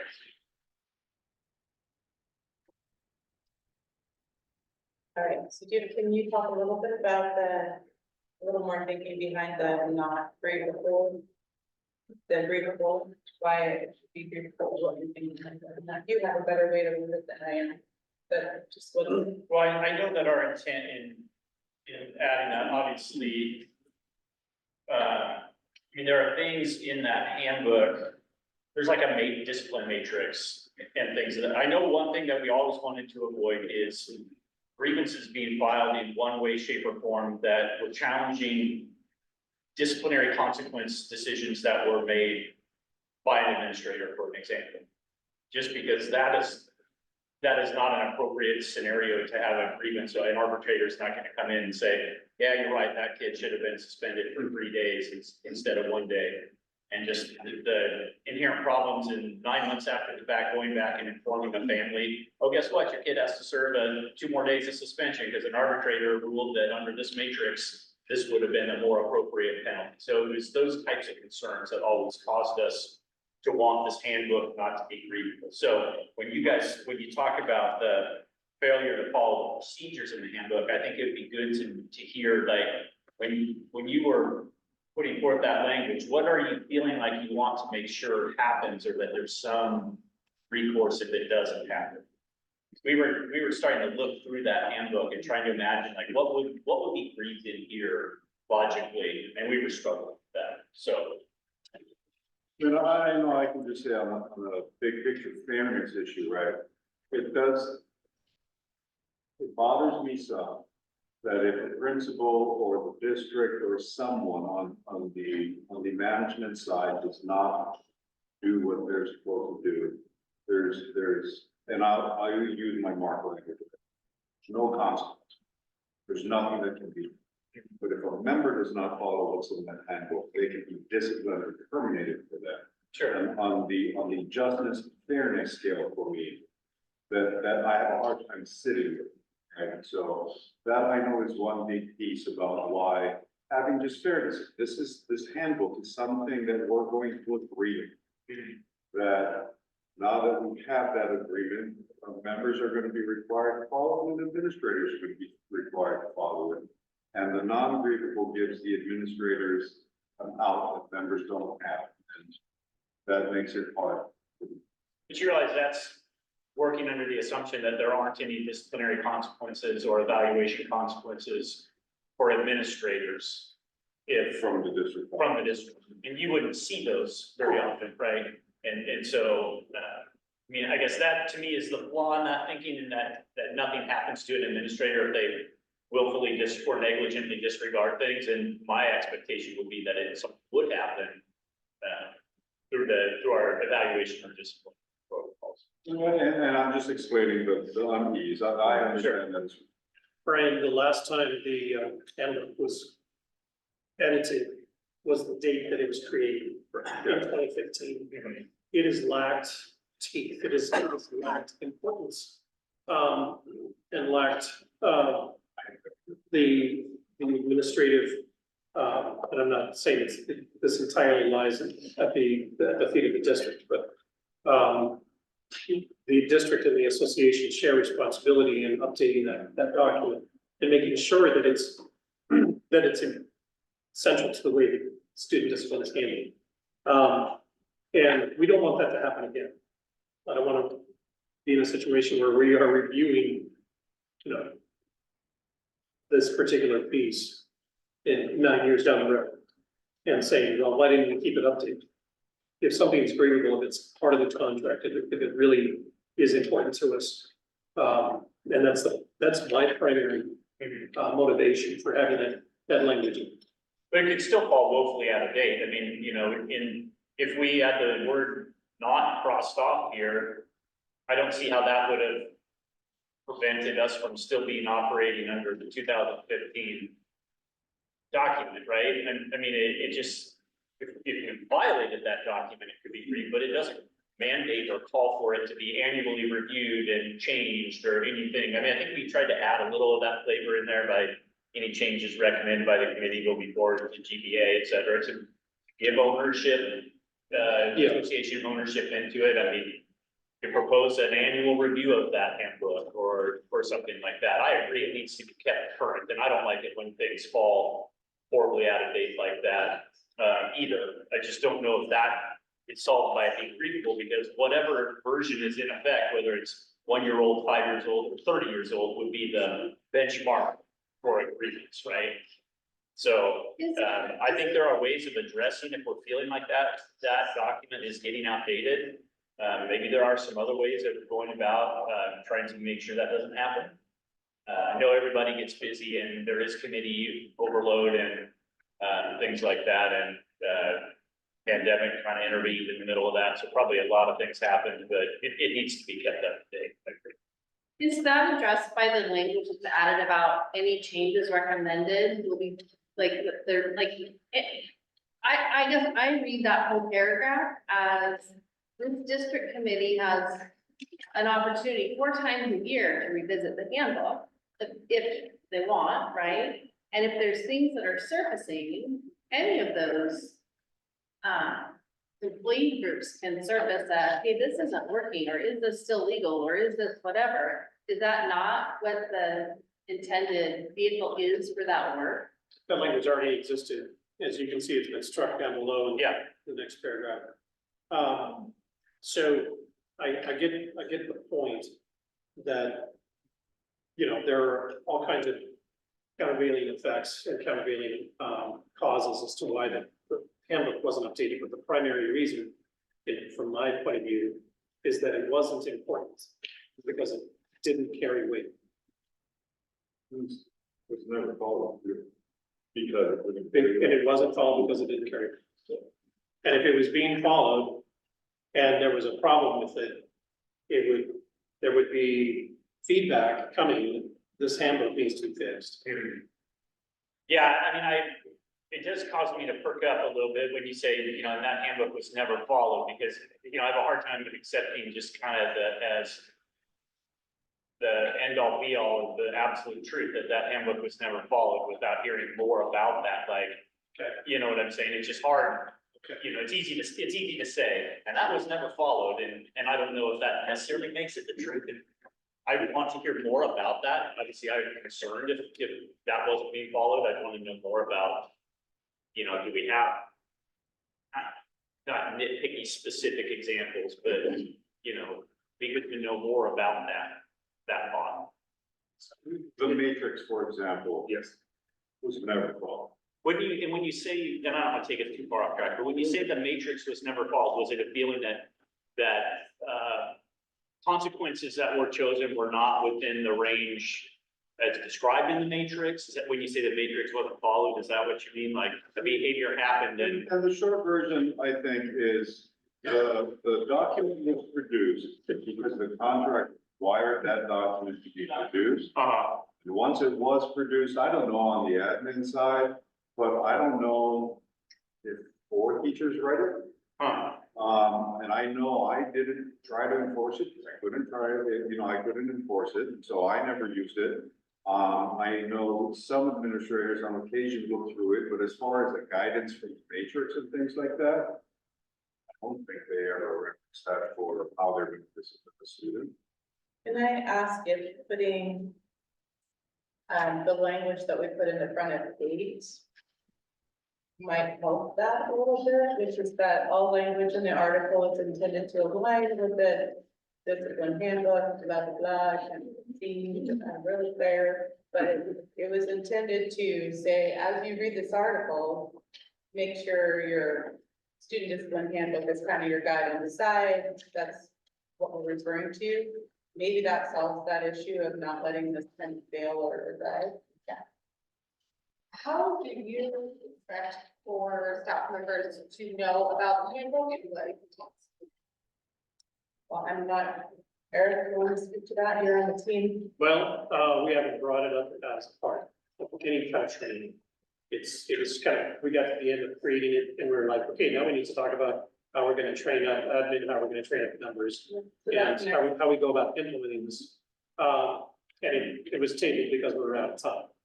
So it's kind of in the district's court at this point. I think many teachers don't know about the discipline handbook, don't know it exists, don't know how to use it, what it is, right? And that speaks to the point of it not carrying any weight, not having any teeth. Right, so that's the kind of thing you would learn about from an administrator, or from a fellow teacher, you have a situation, what's like the handbook, how do we deal with it? But if what the handbook says is not being implemented, then why would you suggest to a teacher to do that? So I can speak for that, I think it was the March board meeting when it finally went to the board, right? So we're a month from that. Administrators have started having conversations about it, and our district equity committee, which is like a group of parents and staff members that work with Jane, have made some recommendations on how to roll it out to staff and the parents. So right now it's working with administrators, making plans for the fall in terms of what that does start to look like. But to your point, people don't know about it because it hasn't just went to the board a month ago. So we're kind of at this weird time of year. The old one, Oh, the old one? so nobody knows about the old one, because why would you? Because it doesn't have any consequences attached to it, right? Nobody's actually using it. So I'm saying in order to make this new one more effective, people need to know about it, and there needs to be a process in place for people to learn about it every year when you staff are hired. And for teachers to be able to support other teachers in using it, which again, you wouldn't do that if it doesn't actually have any bearing. So by making it readable, then we have a reason to want to know what it said. Well, I was gonna say, and also I'd assume that both teams would be in agreement that the intent is for that to be a bit of a little document. It would be getting somewhat regular additions and changes being made as we figure out like, hey, this isn't working. And so I think, yeah, having a process where like we have a yearly time when like, hey, this is when this gets like reviewed, like, hey, here are the important things you need to remember about it. You know, if we went over this last year, this change, that kind of stuff, I think will be important. Now, at least we're not working, the 2015 document is no more, correct? We have a new document. And I will say, you're right, Eric, the strike down below in that next paragraph was just to make things flow a little bit better, so that any changes was just struck and done. And I think we added the other, sorry, I'm on page 3, 1, Yes. 2, yeah. Yep. And then we just added to include the other, bargaining units in there, because with this new discipline handbook, it was more than just GB and district bargaining. Brian, what are the complications of having EXA bargaining team be a voice in changes to our contract? Well, I mean, I think the same as with OSEA. I mean, it's awkward to have like, references to other units with, it is hard though, because there are other stakeholders in that document, you know what I mean? The language you guys struck doesn't reference other bargaining. It does. The other bargaining teams are mentioned Right? previously in the paragraph, So they're part of the committee, except for action. Yeah, but they're, when it comes to actually like voting on changes Yeah. to the handbook, it's my understanding that this is the only bargaining unit that has language referencing the I same don't know if they handbook. classify it, I don't know if there's similar language in the classified contract, because I don't bargain that, so I don't know if they have a similar, the district has a similar obligation in that one. Correct. I don't, was that, did you say yes or no? I said, I believe the handbook is just the partnership between the district and us. Oh, the creation and editing of the handbook is between OSEA, GBEA, and the district. But the agreement, But the approval of the changes to the handbook is just between the district and the GBEA. Right. So we're talking about who's on the committee. Yeah. Who can propose changes and make changes versus who approves those changes and yeah. who controls the language of the I handbook. mean, when we first had the committee, it was just the district and GBA So there. I wonder that this is Then we different. invited OSEA because they're such a vital importance of the student behavior safety issue. So that happened after we had the agreement on what it was, on the contract letter. So they never had a vote in any Yeah. kind of effect of contract. I mean, I suppose if you took out the references to OSEA and EXA, what the district would probably do is withhold its approval until it obtained sign off by those groups, you know what I mean? And it probably would have the same effect. Yeah. And so we could probably eliminate the reference to those. I think it's just, People are on the committee and the committee's bringing changes, yeah, right? yeah, we probably don't need that. I would want there to be kind of, and it sounds like there is a recognition that there are other stakeholders involved in the creation and administration of that document that we want their input, you know, but from a contractual standpoint, it probably would be enough just to know that it has to be approved by the district and whatever, just like it has to be approved by you guys and whatever internal processes you go through to, before you approve it, the district would be doing the same thing. We can work on that piece. EXA doesn't get to bargain. I resist them being called a bargaining unit. Sorry, my EXA friends. No worries.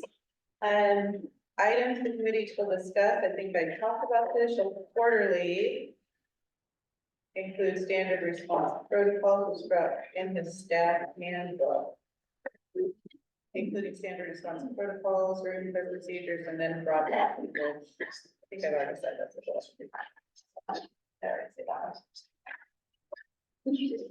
Moving to the next, I think I explained that. The committee will review facilities, ground concerns, room clears, student and staff incident reports, and any other data reported by the building student conduct.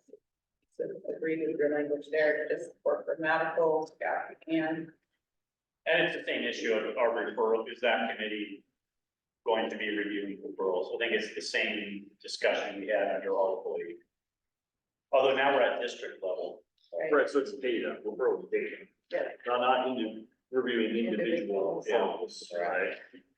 Under F, safety appeal process, again, putting more supervising administrator there to just open it up to folks who may not have a building principal. And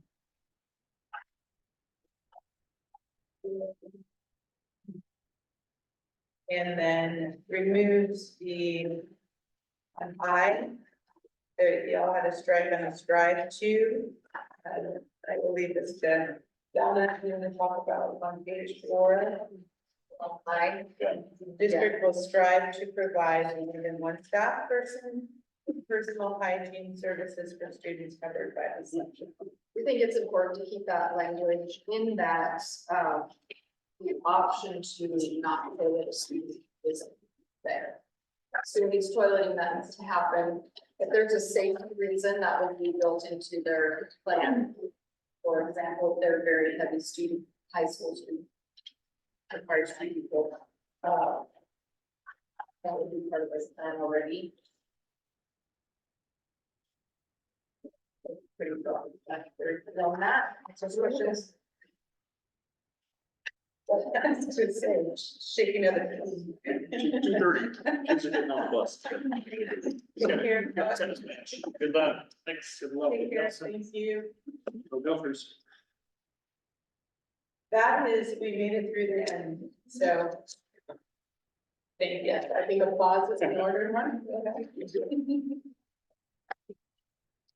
Okay. So a break, we are at 2:30 right now, so,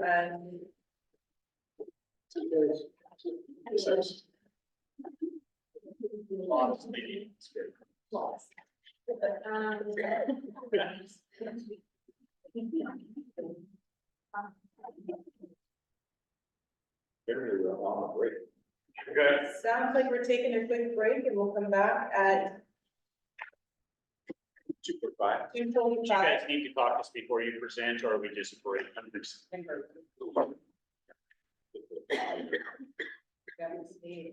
can just talk, we can talk about Eric. We don't have any. Oh, wait.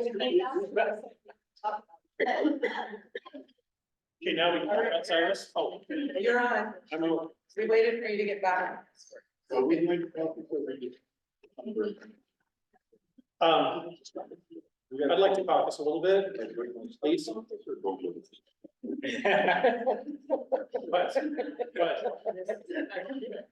No, we were just debating whether it was a caucus or a break. Caucus or break.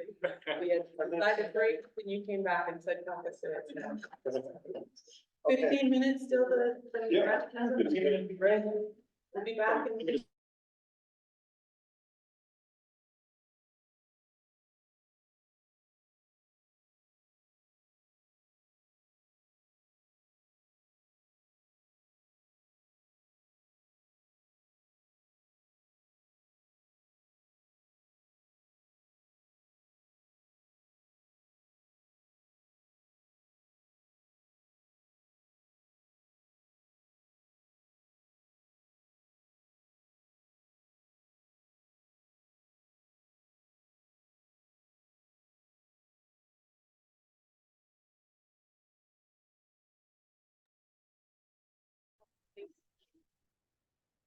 You need that charging key then. Yeah, no, you need it? Desperately. Yeah, that's actually. I have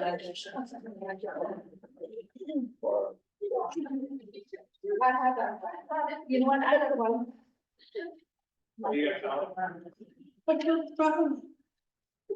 That's exactly. Nicely. Thank you. Yes. Ooh, it's paint. Up here, you need that. I'm like, you're there.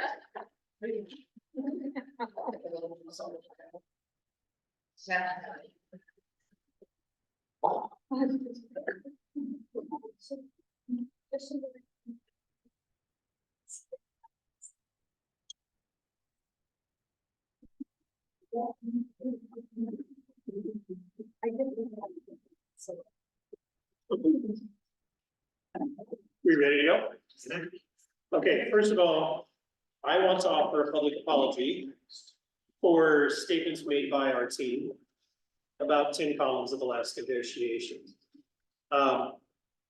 We mentioned Tim as possibly using sabbatical leave during his time at the district. When in reality, Tim took an unpaid leave, which represented a hardship for his family. Tim is a valued member of our community. We regret our statement. Tim. Thanks, I appreciate that correction. Thank you. Thank you. I'm sure Tim appreciates that. Sure. Okay, so we are bringing Article 3. And then we are bringing the package. That includes Articles 4, 13, and 14. I think Stacy. She all. So all these stories, I need the steps. It's steps, okay. Very good. And how many steps?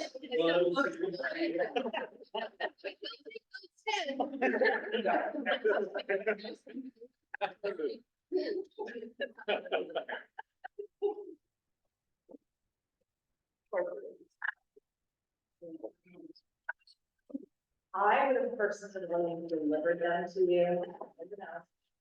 We know. Let's see what it goes.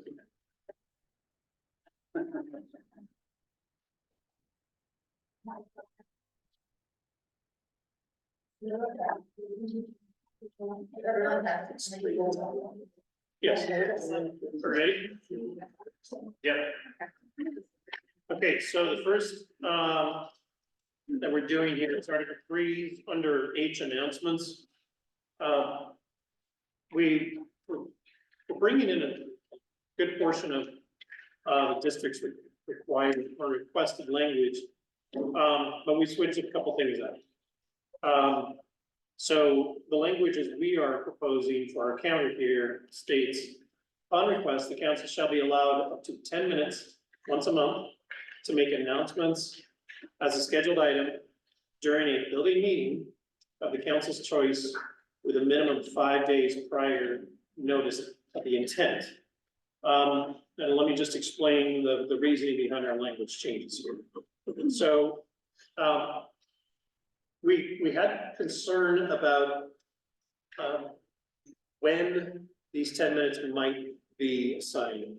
First of all, current contract, we have 10 minutes. We essentially have right to 10 minutes at every meeting. So we're agreeing to a reduction in the number of 10-minute sections of time that can be taken from, basically district controlled or administrative controlled meeting time. But we have concerns for when it would be, when it could be assigned. And particularly on collaboration days, members are spread out throughout the building. And when you, if the administrator was to say the 10 minutes would happen on this collaboration, as opposed to the PD and collaboration, when more of those, all of those members should be collected into a common space. Having that 10 minutes be during collaboration time, members are spread throughout the building, calling for those members to come together for 10 minutes. By the time they arrive, who knows how long the actual meeting might actually last, because if you're gonna start the clock up for 10 minutes at the time that you make the announcement, by the time everybody arrives, you may not even get everybody. But it could be down to, I don't know, 3 minutes. So we would like to have a choice about when the meetings would be. Again, the intent is so that everyone's together. And the other point is that I'm losing it. I think I already lost it. Welcome. Thank you. My train of thought. So the 5 days prior gives time for when that meeting, when those 10 minutes would occur. Okay? Go ahead. Oh, You wanna go first? I'll go. Sounds good. I mean, I was just looking at the current contract language, doesn't specify any time. At all. Yep. So we got practice, and we've got about 7 minutes, is the agreed upon time. Well, that was, I mean, if we want to talk handshake or gentleman's agreement, which was you and I, so I could be a gentleman, that's fine, gentleman's agreement. And I'm referring back to a previous. Before that, agreement. Yeah, just conversations that you and I have had, it's like, we generally think 5 to 7, which is where I kind of came up with the 10 in our initial proposal, so that was never there. And also, there's an. It's, I don't know how to say this, not sure that it's the principal's responsibility to call you all together, to make sure that you're in a space where you're all in the same, especially if it's not a. Since there is no longer a staff meeting. Right. It was never the responsibility of the building administrator to ensure that all of the members are in the same room so that they can have, information meeting. Issue. I get it. So. I was push back on that a little bit, that, you know, So- we're all gonna be scattered all over the place, it needs to be at a time and a space when everybody's in the same room together. And does that happen now that we don't really have staff meetings at the middle of the school? Well, Throwing that out. I mean, the only meetings in which we are getting together are the PD collaboration Wednesdays. Mhm. Um, Sorry, Glenn. right. I'm done, yes, I'm literally thinking out loud. So Okay. You keep doing that. So it sounds like with your language, because I understand what you're talking about in terms of the concern of like, okay, they're all over the building, especially in a large building, and trying to pull them all together. But your language would not necessarily eliminate the possibility of an agreement, right? Like, okay, what I'll say end collaboration time 15 minutes before, and that gives them 5 minutes to get to you, for the 10-minute meeting, right? Or you have the meeting the first 10 minutes if you want to, right? Like, I would assume you could still do that under this kind of a. Start all together and then. You could start all together, 10 minutes and then go to your collaboration time, or you could end your collaboration time earlier so you can all get to the spot. And that'd be fine for arranging how those 10 minutes would happen. Right, and then the 10 minutes would start. What I'm trying to say is like, if you say 15 minutes before collaboration time ends, right? That's actually 15 minutes instead of a 10-minute meeting, but you're getting 5 minutes for travel time, right? You know what I mean? Those kind of things. I mean, we tried to leave it flexible for buildings and reps to work things out. Yeah. We understand that in many Decembers, maybe, in June certainly, Yes. um, September. there may not be any district-led PD or anything during those. It would be either a member collaboration or a member directed thing, right? And so we're aware of that, and we're trying to be flexible to be for things to be worked out. But we fear that all of them or many of them would be forced upon member collaboration days if we didn't have more protection. That's where our language is. So I'm just sitting here thinking about being at different buildings over the years. I got my PD plan worked out way in advance, like bringing in additional supports from, it might be,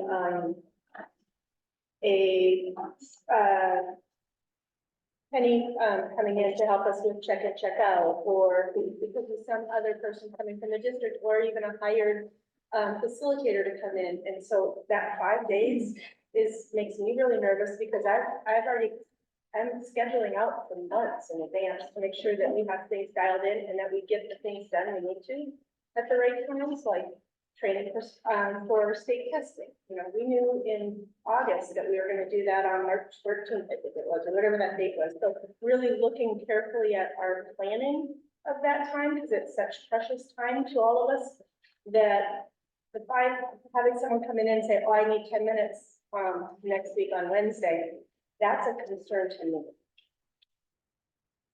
Okay.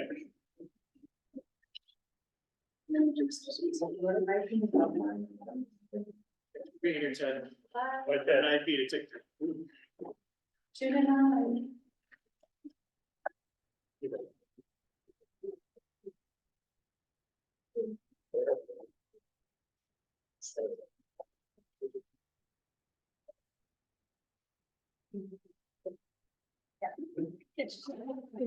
And then there.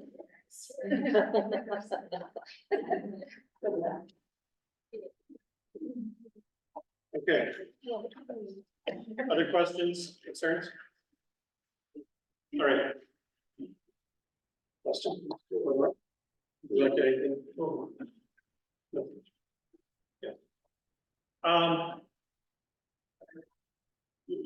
Yes, we got, I turn, pass, hand out the package.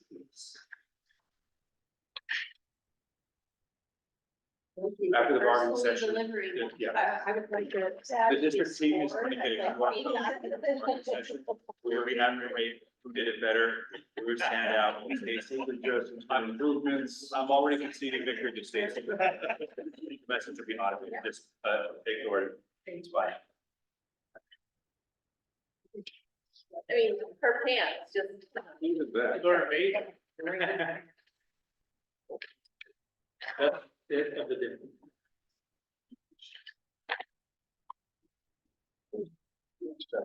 Last one.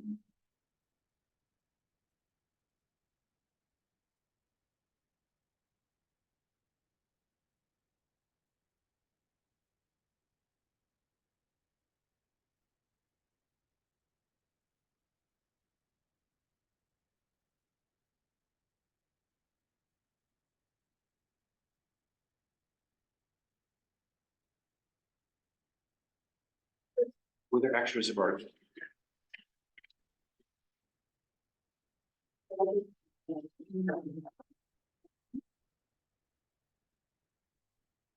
I know.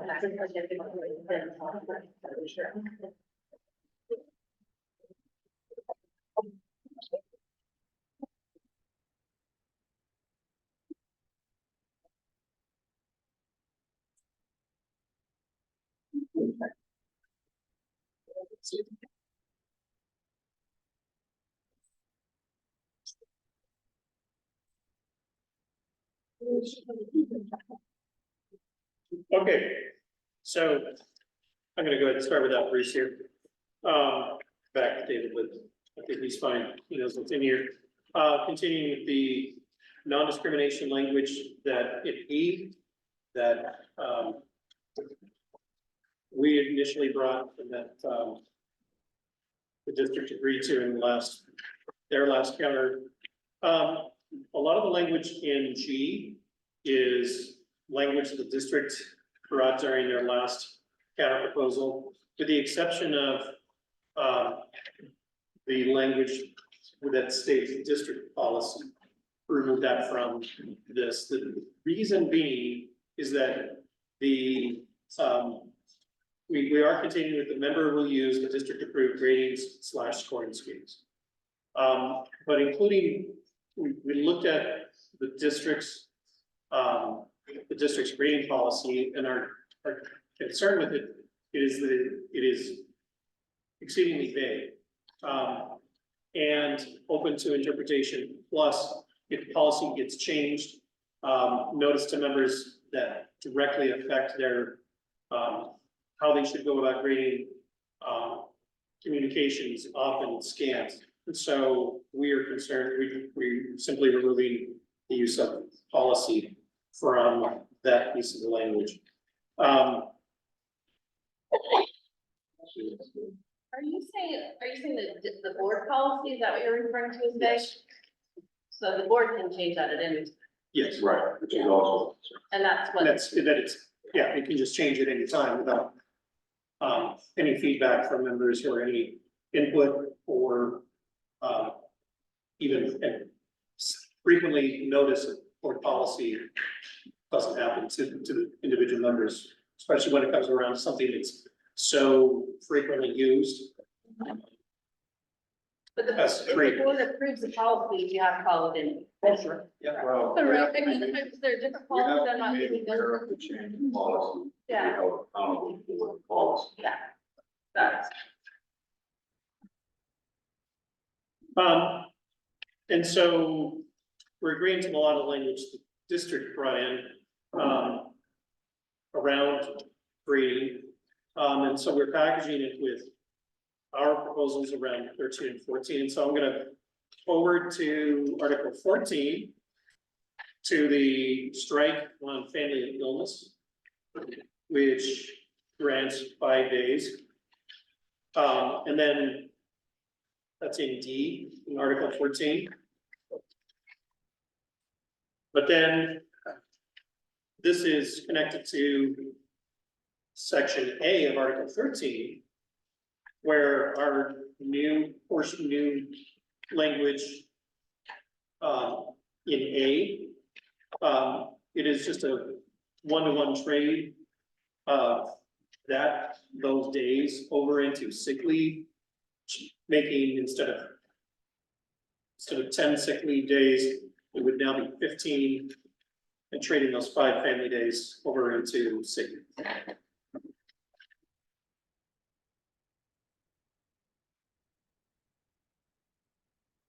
Yes, Should, under D of 14, should that be changed now to part increase of 15 instead of 20?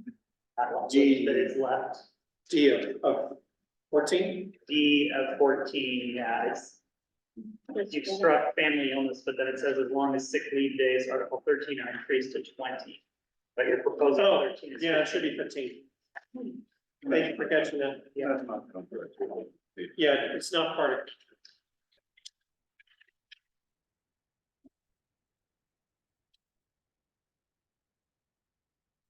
of. Continuing on with 13. No, that was it for 13. And then in 14, for So the there's same no other changes in 13. 13 is just all current language besides that. That looks like it. Anyway. we didn't request any change on the Okay. site from our initial proposal. Got it. Okay, thank you. And then Article 14, paid leaves, personal leave for the same reasons that we explained at the table on the 9th. The 3 personal leave days are similar. Are similar to what other locals receive or less than what other local association members receive. And still striking number 4 and 5, which was part of our previous proposal. In regards to sabbatical leave, we are taking a stab at this, still striking the moratorium, both at the beginning and at the end of K.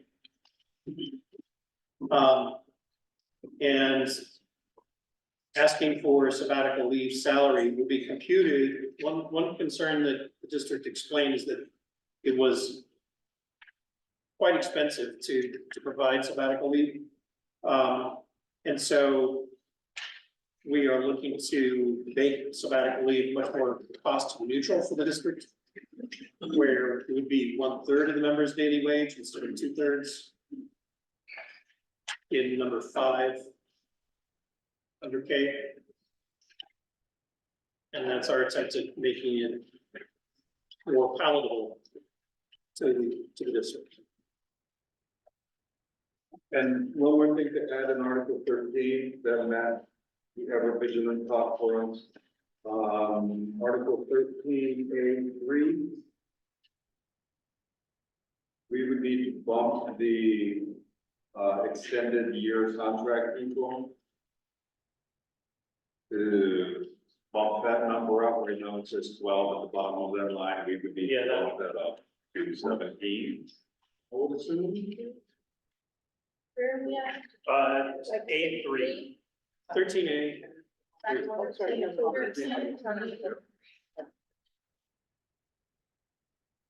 think it should be 17, so Yeah. it's 2 above what everyone else did.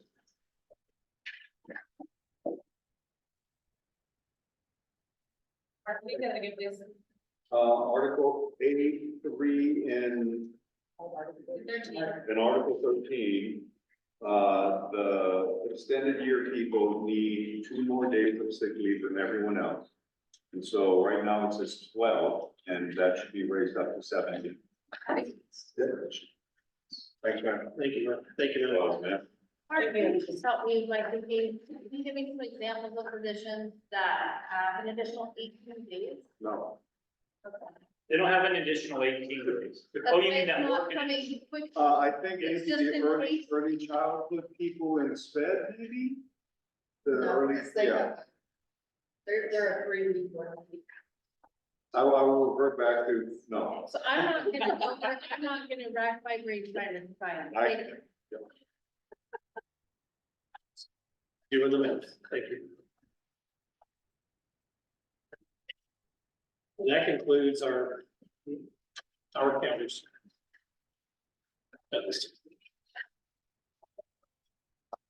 Well, I'm just a little bit. okay. Thank you. So we have a lot of time left. We now at 8 o'clock, Okay. and we'll begin from there somewhere.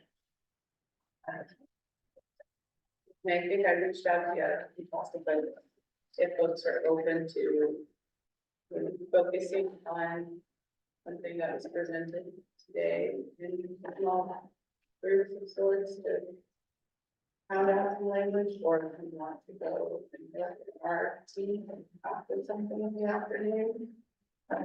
Present or.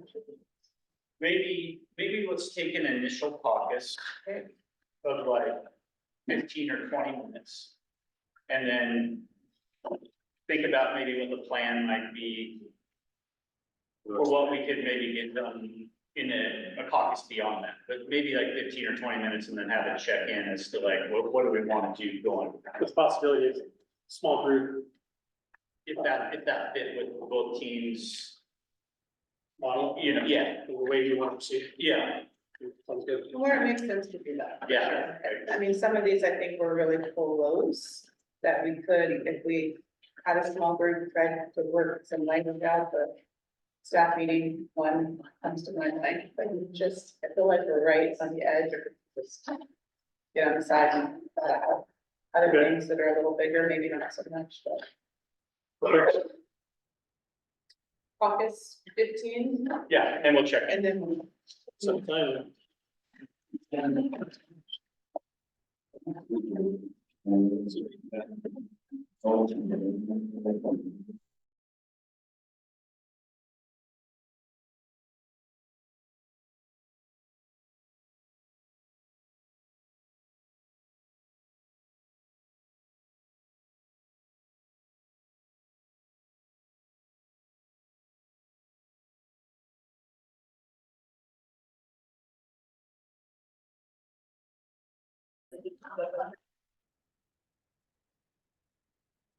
Okay. Good afternoon, good evening. Thank you for everyone who's taking this opportunity to come in and listen on negotiations. I just want, Angela and I were just talking about how echoey the room is. So I'm sure we're all gonna be well behaved, and we're gonna do our best to make sure that we are projecting ourselves so that we can be heard both online and to all of you. But too much noise anywhere in this gym seems to carry, so just keep that in mind as you are participating. I want to apologize, went to text Angela that we were ready, and then I came in and sat down, and then realized that I never actually sent the text when she texted back. Are you ready? So it's all my fault. I apologize. We are attempting to bring back a counter proposal for 8 and 18, listening to feedback from the district, identifying, interests of our members. And really trying to create safe working environments for members as well as students. So I'm gonna go ahead and jump into this. I'm gonna kind of give you a preview. What we've essentially, a big piece that we've done is we are trying to take what is a combination building level, student discipline, and safety committee, and splitting into two separate ones at the building level. So that it's clear about what this committee at the building level is about. We are not splitting those apart at the district level. That information from both committees at all buildings will be fed to the singular district level. Okay, just to kind of give you a preview of what we're doing. So in Article 8, classroom discipline, accepting the district's insertion of all language in this article is intended to align with the principles, values, definitions, and practices of the student discipline handbook. Appreciate the highlighting the importance of that handbook for our members and for all the students and administrators around the district. Continuing down to C, accepting the language of supervising administrator, along with the word principal or designee, when a member requests that a student be withheld from class for a set period of time before returning to the classroom. I don't have my preview.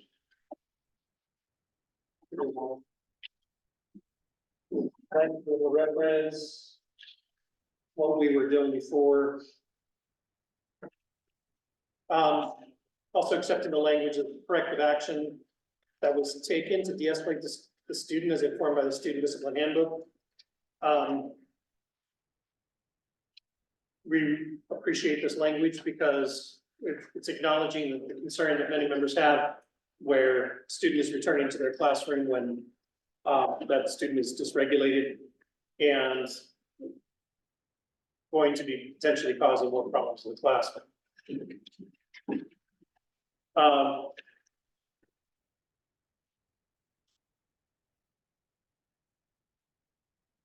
With number 3, we are just going back to original language because that's really what I think where we are.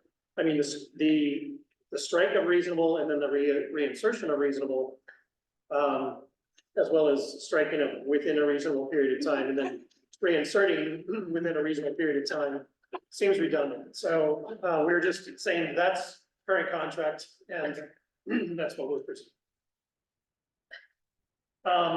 So one thing that we heard at the table is we're not sure that this particular paragraph that we are, and it should be a new number 4, so that should be bolded and underlined as number 4. But I didn't want to bold and underline this whole article or this whole section because there are additional words that, like the word additional, that are being put in. So the reference piece is down in D, what we would call our previous D2, okay? And we are moving that to C4 because it makes more sense when you're talking about referring students who would need, and instead of the word special, we're using the word additional help. And instead of saying shall so inform, we're agreeing with your language of may refer.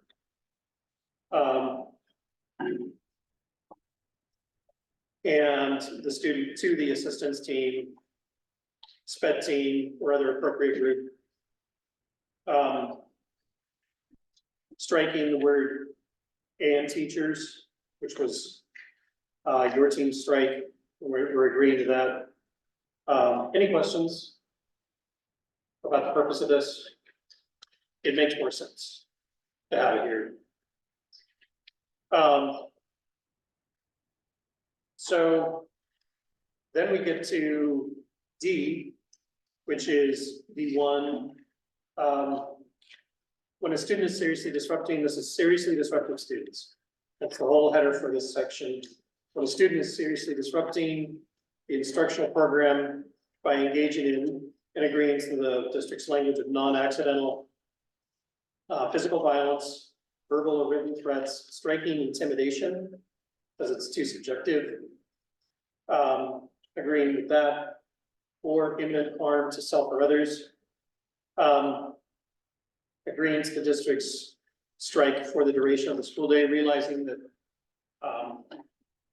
that is problematic for the, going past potentially 59 minutes in elementary. And really our intent for that for secondary would have been for the remainder of the period, but we recognize that there are other places where the member may send the student to the office, to the administrator with notice elsewhere.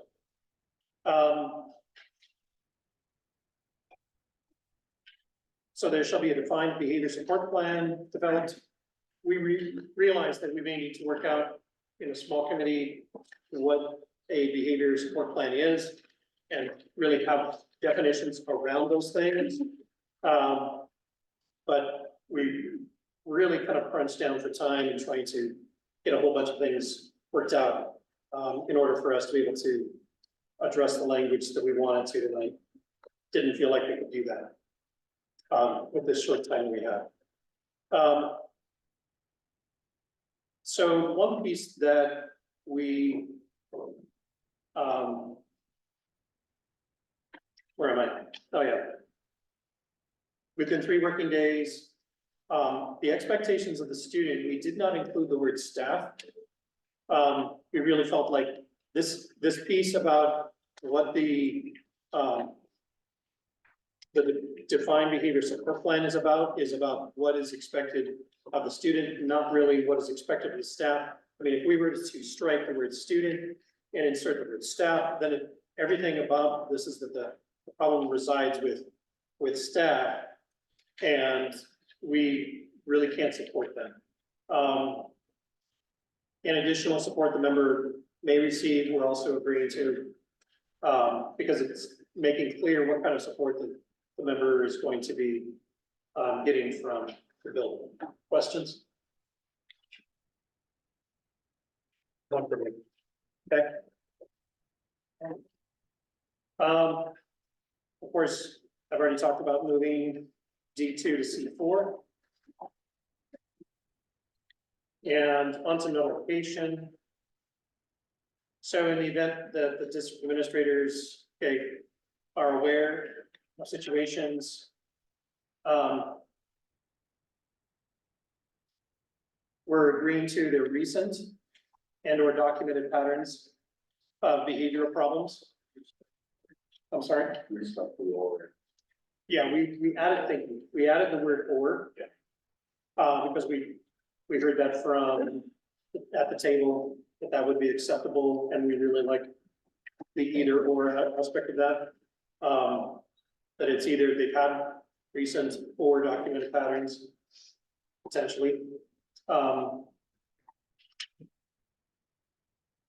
Now, we're going to be moving an entire section from Article 18. We're looking to move it from 18C.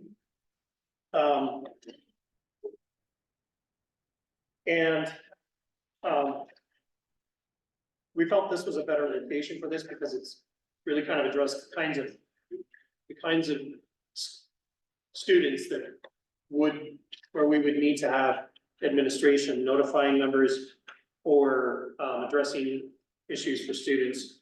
And it's all about notifications. So we're just moving the language from 18 to say the district will notify members concerning students that have entered the court system consistent with the requirements of state law. Yeah. Yeah, the 3 needs to be struck and changed to 2. So no. 3 needs to be bolded. 3 needs to be bolded and turned into 2. Okay, thank you.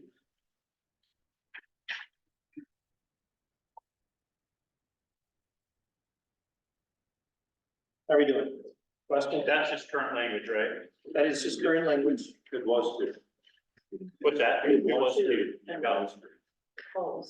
Oh, you're talking about E2? All of it. Well, but no, I couldn't, E3, I would just confirming that that's currently. It was two, when Yeah. you turned it into three. Yeah, it's a simple move from 18C. Got it. That's two. It's not three. I know. Yeah, the number three, it just, the next section becomes two.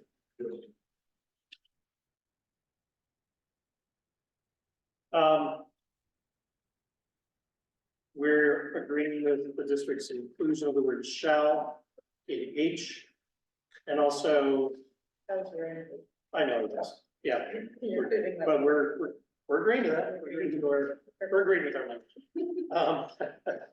So we're also going along with the strike of our inclusion of additional physical support from other adults. So we're gonna step away from that language. Moving to I, use of the word intervention team is fine. And in J, this is, notice that section is struck. Language, first of all, we're changing the header, and it should be bolded and underlined. I apologize for lack of formatting. It should be bolded and underlined for building student conduct committee. Making, what's that word? That's it. So notice it doesn't have the word safety in it because safety is going to be an entirely different section in 18. But the language of J is going to be dependent on the outcome of small group discussions. And we're going to strike the language in J, pending agreement in small. Okay, so far? Yeah.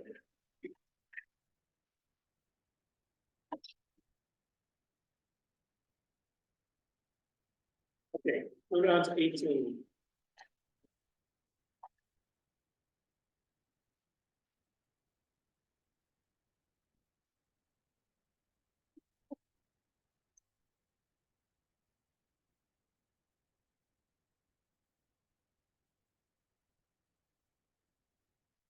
So, accepting the first three block of strikes in B under the building environmental communicable disease issues.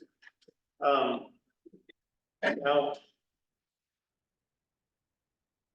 the only thing I just have an issue with not agreeing to language, and maybe you can talk to me about this.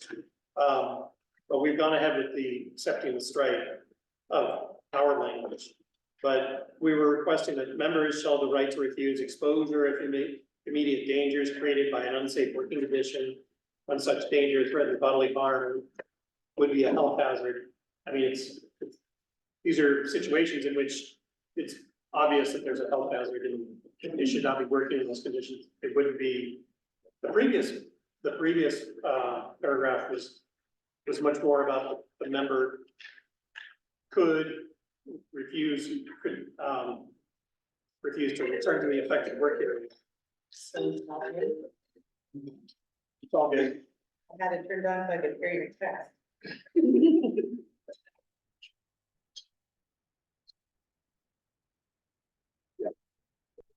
Yes, it should be. Which section is that? You see, thank you.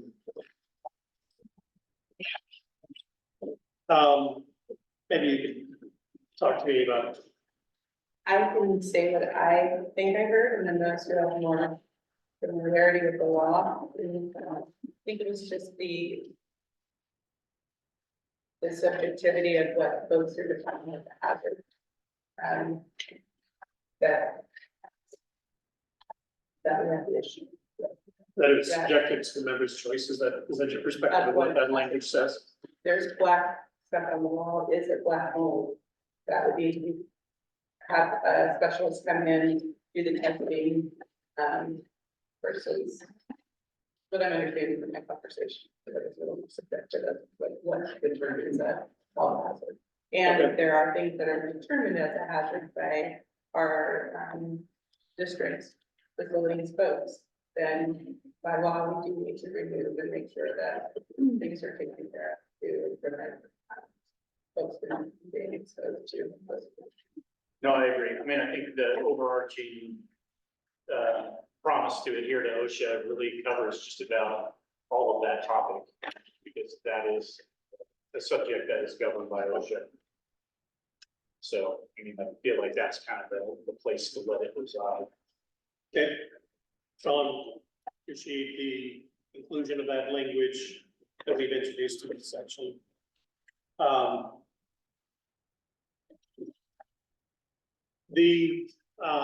The next section you can see is moved to 8E on page 2, the top of page. This is the part that we moved. And this new C should have been bolded and underlined. So this is language from, remind me of the year. I believe the 2014-17. The 14-17 contract. Safety committee shall exist at every building site consistent with state and federal statutes. A member or a building representative on behalf of a member may present an item for the building safety committee in accordance with all applicable laws.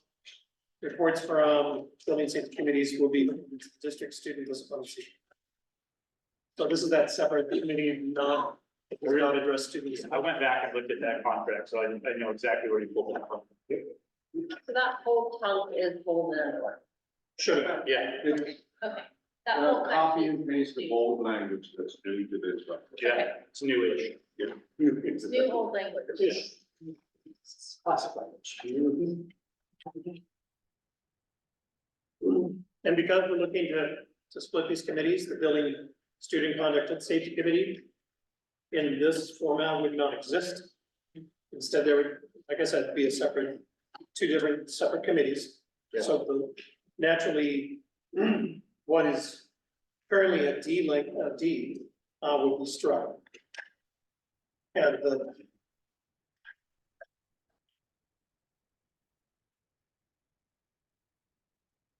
looks like we might need to have a new D.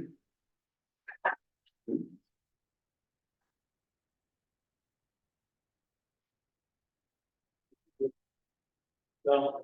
So that makes sense, those two pieces. Yeah, because the building safety committee, and so the building safety committee down below, that portion that's struck. Will identify or review workplace safety concerns, including but not limited to environmental issues, disaster and threats. And security that presents potential school safety concern. Excepting, since we're not dealing again with student conduct or student discipline, striking that one again. And then going to D. So all of these letters have now moved down. E is now the district student discipline. That the district level committee still exists to review both student discipline and safety.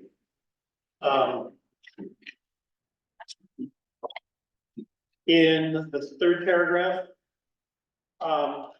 we struck the language, we removed the language, didn't strike it because it was a proposal, there was a counter, and we simply removed OSEA and AGSA as parties that were part of that agreement.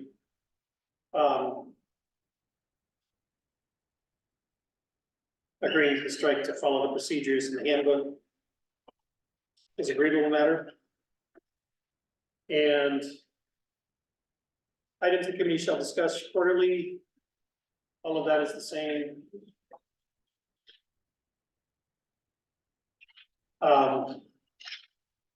In order, if any changes get made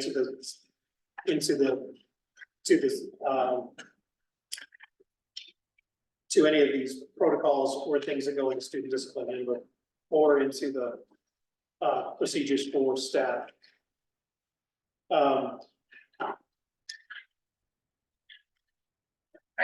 So one thing we added back in, this would be the 1, 2, 3, 4, 5th paragraph. The committee will review building referral data.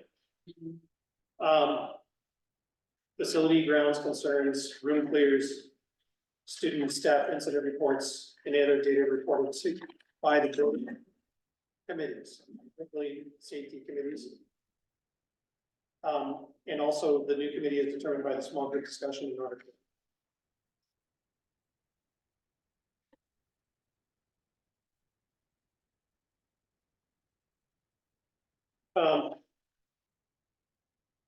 Same strike about the existing 2015 student discipline handbook. Still continuing with the supervising administrator. And also unstriking the strive to in I for medically fragile students. Or it's now H. A lot of moving parts. Can I just say, I appreciate that you untangled a lot of the things that we were trying to, whether I agree with all or not, but just the thought that went into trying to pull apart students and building, but still trying to ensure that there is accountability and consistency. We talked a lot about that in our group, like how do we do this? And do we bring everyone together, do we go smaller together to make sure this happens? I think Tracy even said, I need this on a whiteboard. How do we like have one side here and what happens? Well, there clearly needs to be a lot more work done For sure. if we're going to separate the committee. Yeah. Into separate committees. But I appreciate that. I know I was making my team nervous as language was flying around the room and we were trying to get everything right, including formatting, which I put in, whatever. But what it tells me is that, I mean, I think I feel like we're hearing each other, and that when you go back and come back with something like this, it gets us a little bit closer, which is. It's as close. Yep, I agree. I appreciate how fast you guys work too, because that's a lot of subjects. We both those articles together, so thank you for that. So can we take a minute, is that okay? Take a minute. Or more, if we're doing it. Yes. Yeah. Or, what do you want to do?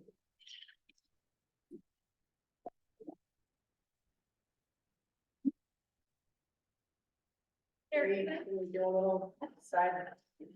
Policy, second, the agenda. Yes, okay. When, right now? Or? Yeah. Yeah, right. I was just gonna, can I just clarify? Yeah. The district student discipline committee? In 18, yes. Yeah, and 18, the two underlined, paragraphs at the bottom, I just wanna make sure a lot of the things, repeat, but I believe what I'm seeing is procedures in one and data in another, is that, so the very, like the fourth paragraph is more about procedures, and the next paragraph is more about the data, is that how you see those? Short version for me is if you look at the second paragraph, we're like, and other stuff too. Right, because of that small group discussion, there's going to be things probably that come out of it that are going to need to be discussed, and so. Yes, but we didn't, it's clearly delineated as we could, because we know there's still changes to. Not exhaustive, but in general, okay.